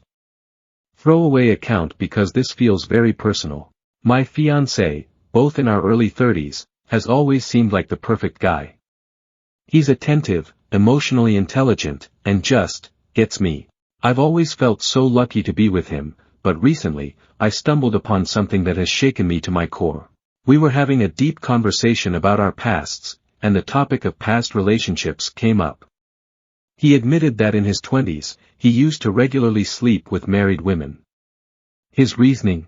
They wanted it, and I never pursued women who were in happy marriages. According to him, most of these women approached him, and he claimed that 90% of married women are willing to cheat if the opportunity presents itself. When I asked why he thought that, he told me it was based on his experience.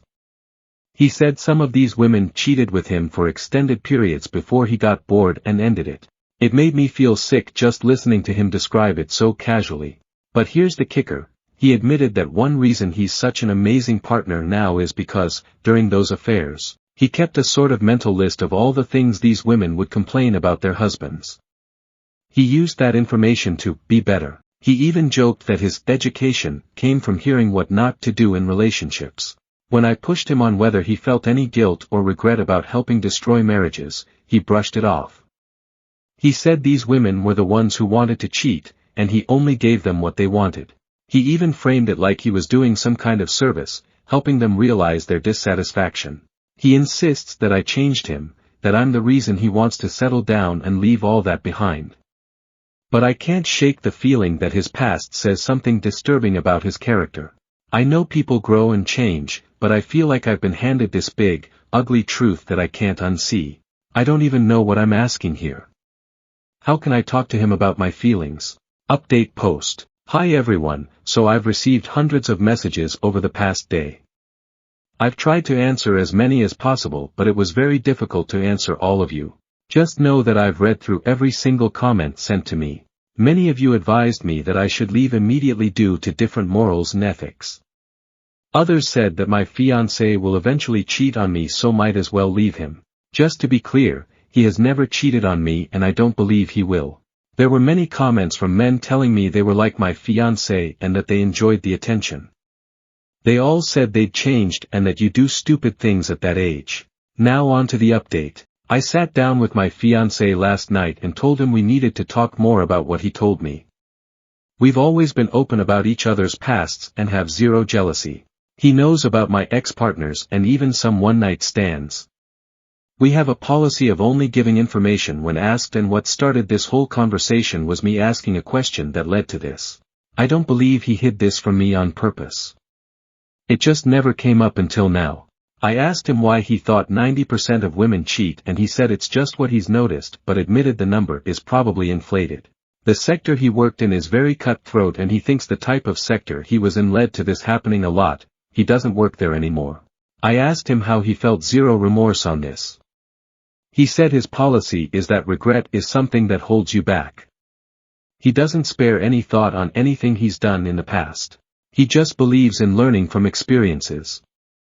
That there are no bad experiences. He also said he is really proud of the growth he's had since he did this and how it made him appreciate a lot of small things in our relationship that he wouldn't have had he done this. I also asked him about the women. Did he pursue them hard?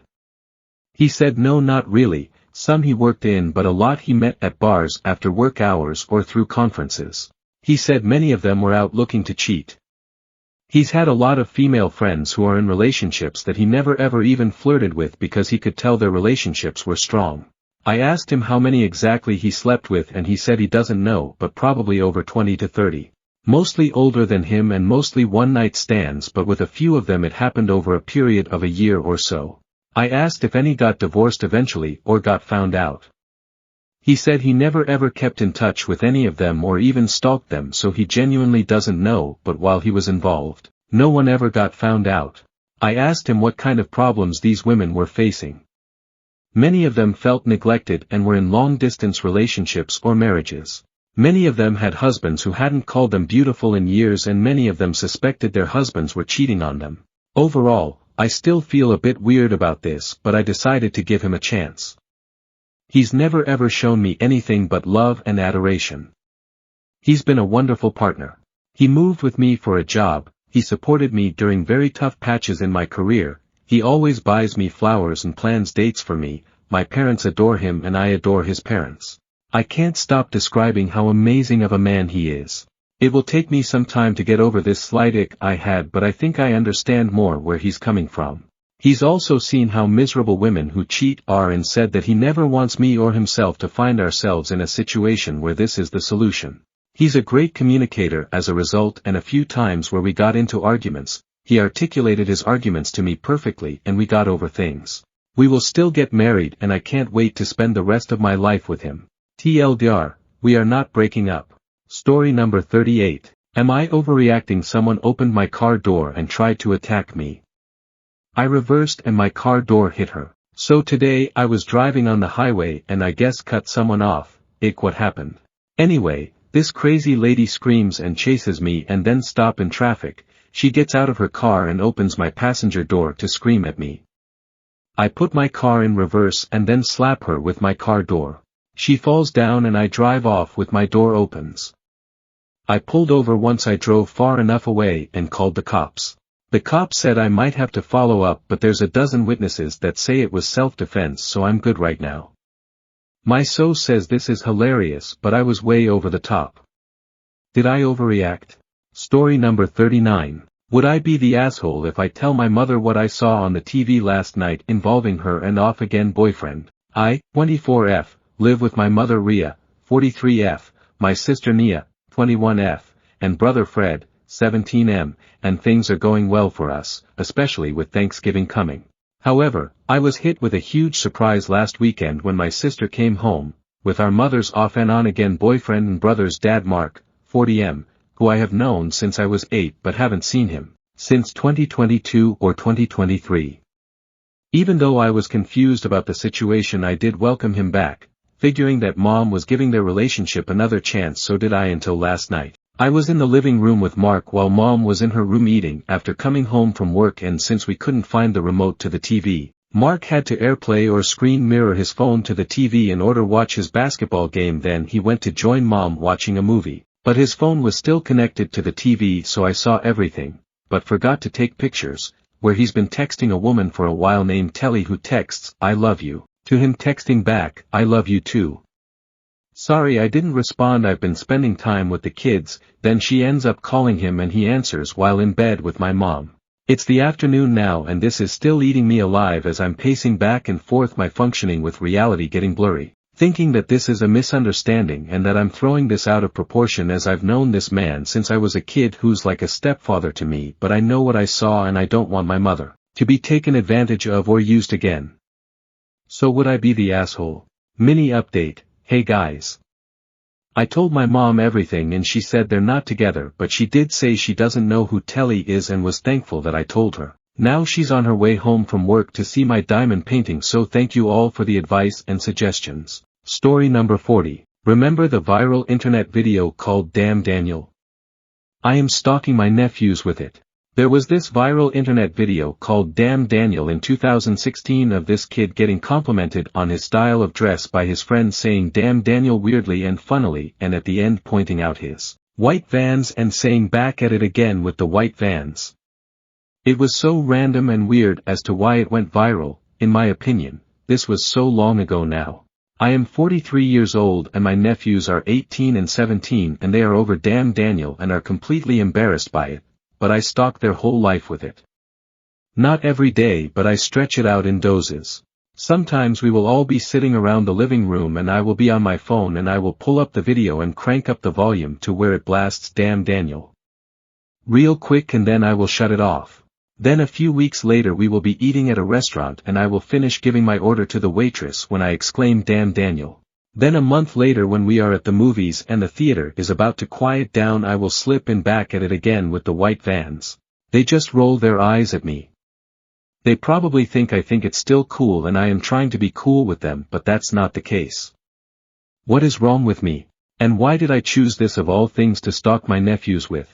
Story number 41. Am I the asshole for not driving my stepdaughter to the bus stop?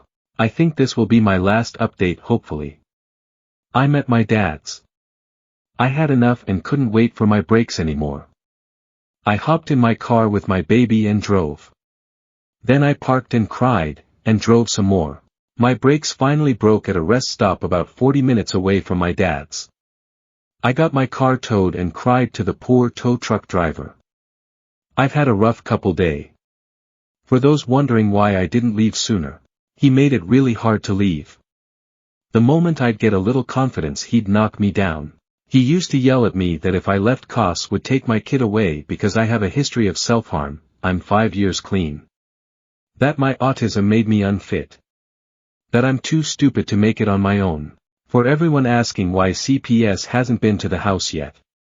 CPS did come to the house, to check up on the 5-year-old, from the open case on her mom. My ex-boyfriend was a master manipulator. He always made it seem like everything was fine to the outside world. He turned on his charm and they never returned after that. For those who were kind and offered resources, thank you, I greatly appreciate it. For those who were mean, you can suck a fart.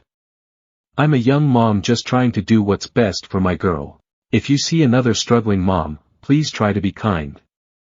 The last thing someone going through something traumatic needs is people name calling and being rude. Anyways, I'm tired and need when or if I will return. I don't know what to do now. I never expected to be a single mother at 24. Note for comfort level cast and crew, I like your vibes, keep up the good work. Story number 42. Hairdresser asked if my husband had given me permission to cut my hair. This was totally a new one, gals. I was totally speechless. I've been debating doing a big chop on my butt-length hair. I have enough hair for 4 people, so it's been getting insanely heavy. It's also a hot mess with postpartum hair loss chucked in. That, and as I transition into my later 20s and move into my big girl job, I wanted something more chic and professional. I thought a lot about it and decided on a fun long bob. I sat in the chair and explained what I wanted to the stylist. I didn't have anything super specific in mind, so basically just said, take about 16 inches, I want something fun but professional. She looks at me and says, oh, you must not be dating anyone, taking March 4th of your hair off. She chuckled.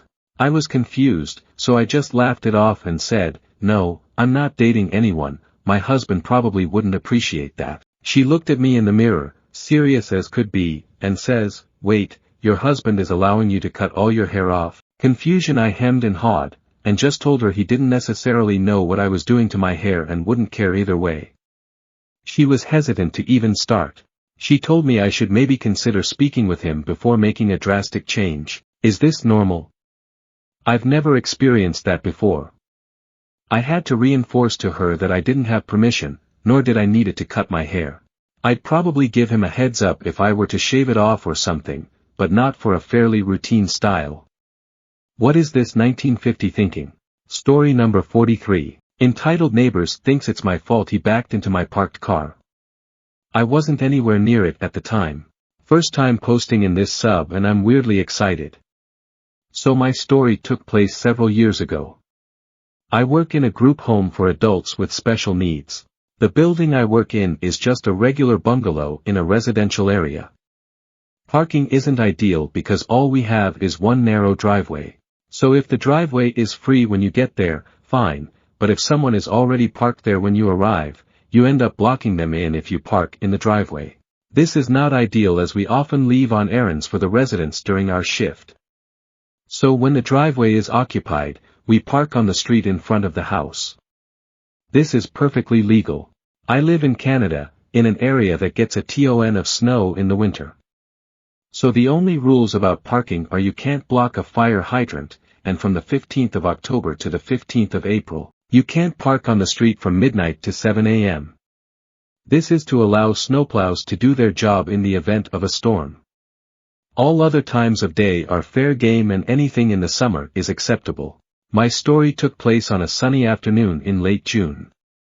So it was perfectly legal for me to park on the street. So I'm at work, doing my job, when there's a knock on the door. My coworker answered. Turned out it was the guy who lives across the street. He and his wife were heading out of town and were traveling in their truck, which had a trailer hitched to the back. My car was parked on the street across from him, and as he was backing out of his driveway, he backed his trailer right into my front driver's side wheel well.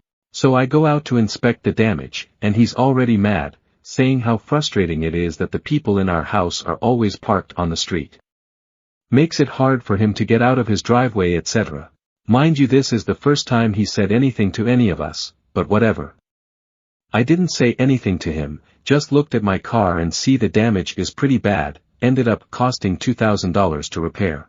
So I just say let's exchange insurance information, literally the only thing I've said to him at this point. He then gets very angry, starts yelling and says he refuses to go through insurance, it's my fault for being parked on the street and he'll pay for the damages, but only if I take my car to this guy he knows. His wife then adds that they were doing me a favor by even telling me. They could have just driven off. Well, technically yes, but that's actually illegal, so no, you weren't doing me any favors. Again, I don't say much. I just reiterate that I'd like to go through insurance. He flat out refuses, which is also illegal. So I say fine, I'm just going to call the police. At this point he says he's not sticking around and he and his wife drive off. I called the cops. The cops arrive, see that I'm parked legally and say there's no reason he shouldn't have been able to back out without hitting me. Now here's perhaps the most annoying part. They track him down the next day and come back to let me know they've spoken with him. Turns out he's a retired guard for the local jail, and according to the officer who did the follow-up, he seems like a good guy. Quite nice. Well, yes, I'm sure he was nice to the cop.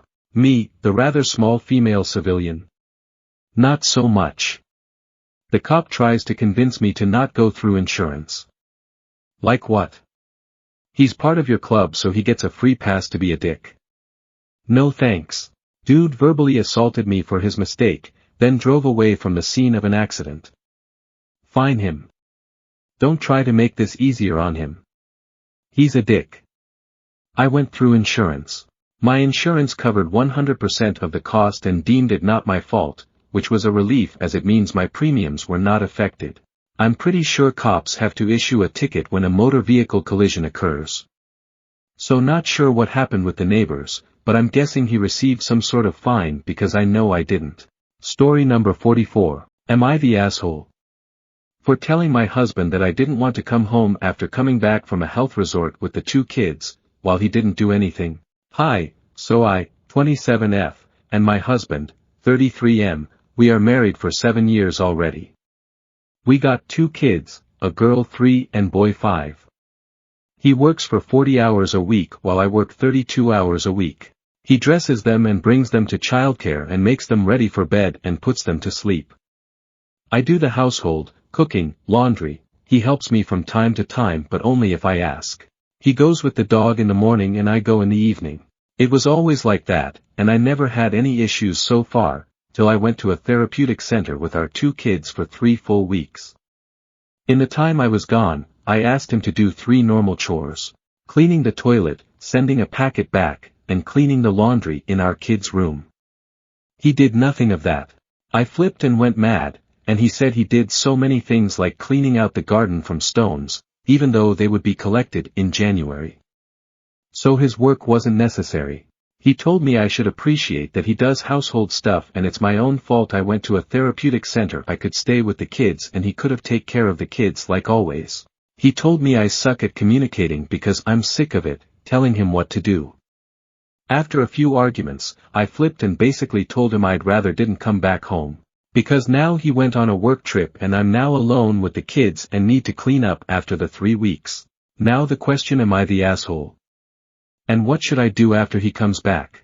Edit. I'm not a native-speaking American and thought that health resort is the term what we use in Germany as Mutterkindkur.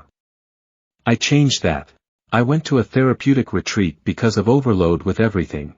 Story number 45. My boyfriend, M24, and I, F24, have too much sex and I can't handle it anymore. How do I explain it to him that it exhausts me, and how do I negotiate new intimacy with him? My boyfriend and I have been together for 2 years now. He is my first relationship and even my first kiss. We met during university during activities, became friends and then started dating. He is so polite and kind and also really sweet and smart as well. We can talk about our common interests and hobbies for hours on end. Since I was a virgin in the relationship, he was not. We took it slow and only had sex when I was ready, which was about 8 months after we became a couple. After that we had sex about once every 1 or 2 weeks, depending on if we found the time during our studies and if we were exhausted. Sometimes during exam time we had it once a month or every 5 weeks. But slowly he started to initiate more and more. At first I didn't mind and loved the attention he was giving me. I felt attractive and beautiful, which helped my body image issues a lot. Soon it turned into him asking for it every single day, sometimes twice a day during weekends or if we have a slow day with little work and studies. A month ago we went on a vacation together and he basically jumped on me as soon as we got into our hotel room. We barely got to do anything as he wanted to have sex 2 if not 3 times a day. I came back so exhausted from the vacation. I even started saying no to him eating me out, or roleplay or switching in position, just to get it over with sooner. At this point sex does nothing for me anymore. The mere action and physical stimulation feels enjoyable, yes, but just sex without anything else just isn't worth the time or effort for me. I need a story and emotion with it, lots of dirty talk and role-playing some hot situations. I know that takes time and effort to prepare, but it gets me going wildly. But even if I could have that every day I wouldn't want it. It's literally physically too exhausting. Also, I feel like too much sex kinda destroys the magic. I know that he takes a lot emotionally and sexually out of sex. It's making him feel loved and desired, and I don't want to take it from him. But I actually caught myself don't doing any makeup anymore and not wearing tight or short clothing but baggy ones instead to maybe deter him from wanting sex so much. TLDR, my boyfriend started initiating sex more and more. I find it exhausting and can't take it anymore. How do I negotiate fewer sexual encounters without making him feel unloved? Update. Original post, my boyfriend, M24, and I, F24, have too much sex and I can't handle it anymore. How do I explain it to him that it exhausts me, and how do I negotiate new intimacy with him? I spend a lot of time reading through everyone's replies and looking inwards about how I feel. I gathered my thoughts and spent a few days making a list of what I wanted to say when we have the big conversation. On a weekend when we had planned to spend the day together, I sat him down and told him the following points. I love him to the moon and back and want to show him that I love him, make him feel desired, loved and appreciated. But, having so much sex with such frequency is physically exhausting to me, which causes me to avoid sex and even sex acts I enjoy because I don't have enough energy and motivation to do it. This also causes me to orgasm not as often anymore. I also need time to physically recover before it may even start to become painful. I feel like sex has become the single defining aspect of our relationship, and many other parts like doing activities together, romantic dates, just talking and cuddling have taken a back seat. I also feel exhausted emotionally and underappreciated from giving as much as I can, which I gladly do for the people I love, while little comes back from the other side of the relationship. I then proceeded to explain the things I like during sex and what makes me go wild, hoping to show him that I still want to have sex with him. I also made a few more compliments just to keep the vibe positive and because I meant it. He reacted pretty well, all things considered. He listened and let me finish, but asked for a little time to think about it. Obviously, I gladly agreed. We spend the rest of the day together without him initiating once. At the end of the day he said that he wants me to enjoy sex just as much as he does and that he loves me. I was really hopeful for the next week and a half. We spend our time together like usual and he asked for sex about 1/2 as often as before our talk. We even had days without sex at all. He also started to ask, do you want to have sex with me? Instead of physically initiating like he did before, like touching me somewhere, hugging me from behind and similar things. He also stopped asking for pictures of me, and when he did it were just selfies. I was so happy that I even took the initiative once, and he seemingly loved it when I asked for sex. Then one day he sat me down with a stern look and said that he hated what this relationship has turned into. To him it feels like we are now just roommates or platonic friends instead of lovers. He told me that the one time I initiated after he was overjoyed to finally fuck me again, his heart was broken because I suddenly wasn't as submissive as usually. I asked to be eaten out and was on top, with some more dominant dirty talk, and that all of that is not what he signed up for. He doesn't want to walk on eggshells waiting for when I am finally in the mood, but have what he deserves in the relationship. Basically, he gave me an ultimatum: either we return to how it was before the talk starting right now, or he leaves me. Guess who doesn't have a boyfriend anymore? I spend the last few days bawling my eyes out and eating lots of ice cream and watching some shitty shows. What he said hurt me a lot and I do not love him anymore, but still the feeling of loss and sadness is all too real. He was my first relationship and for the past 2 years he was my entire world.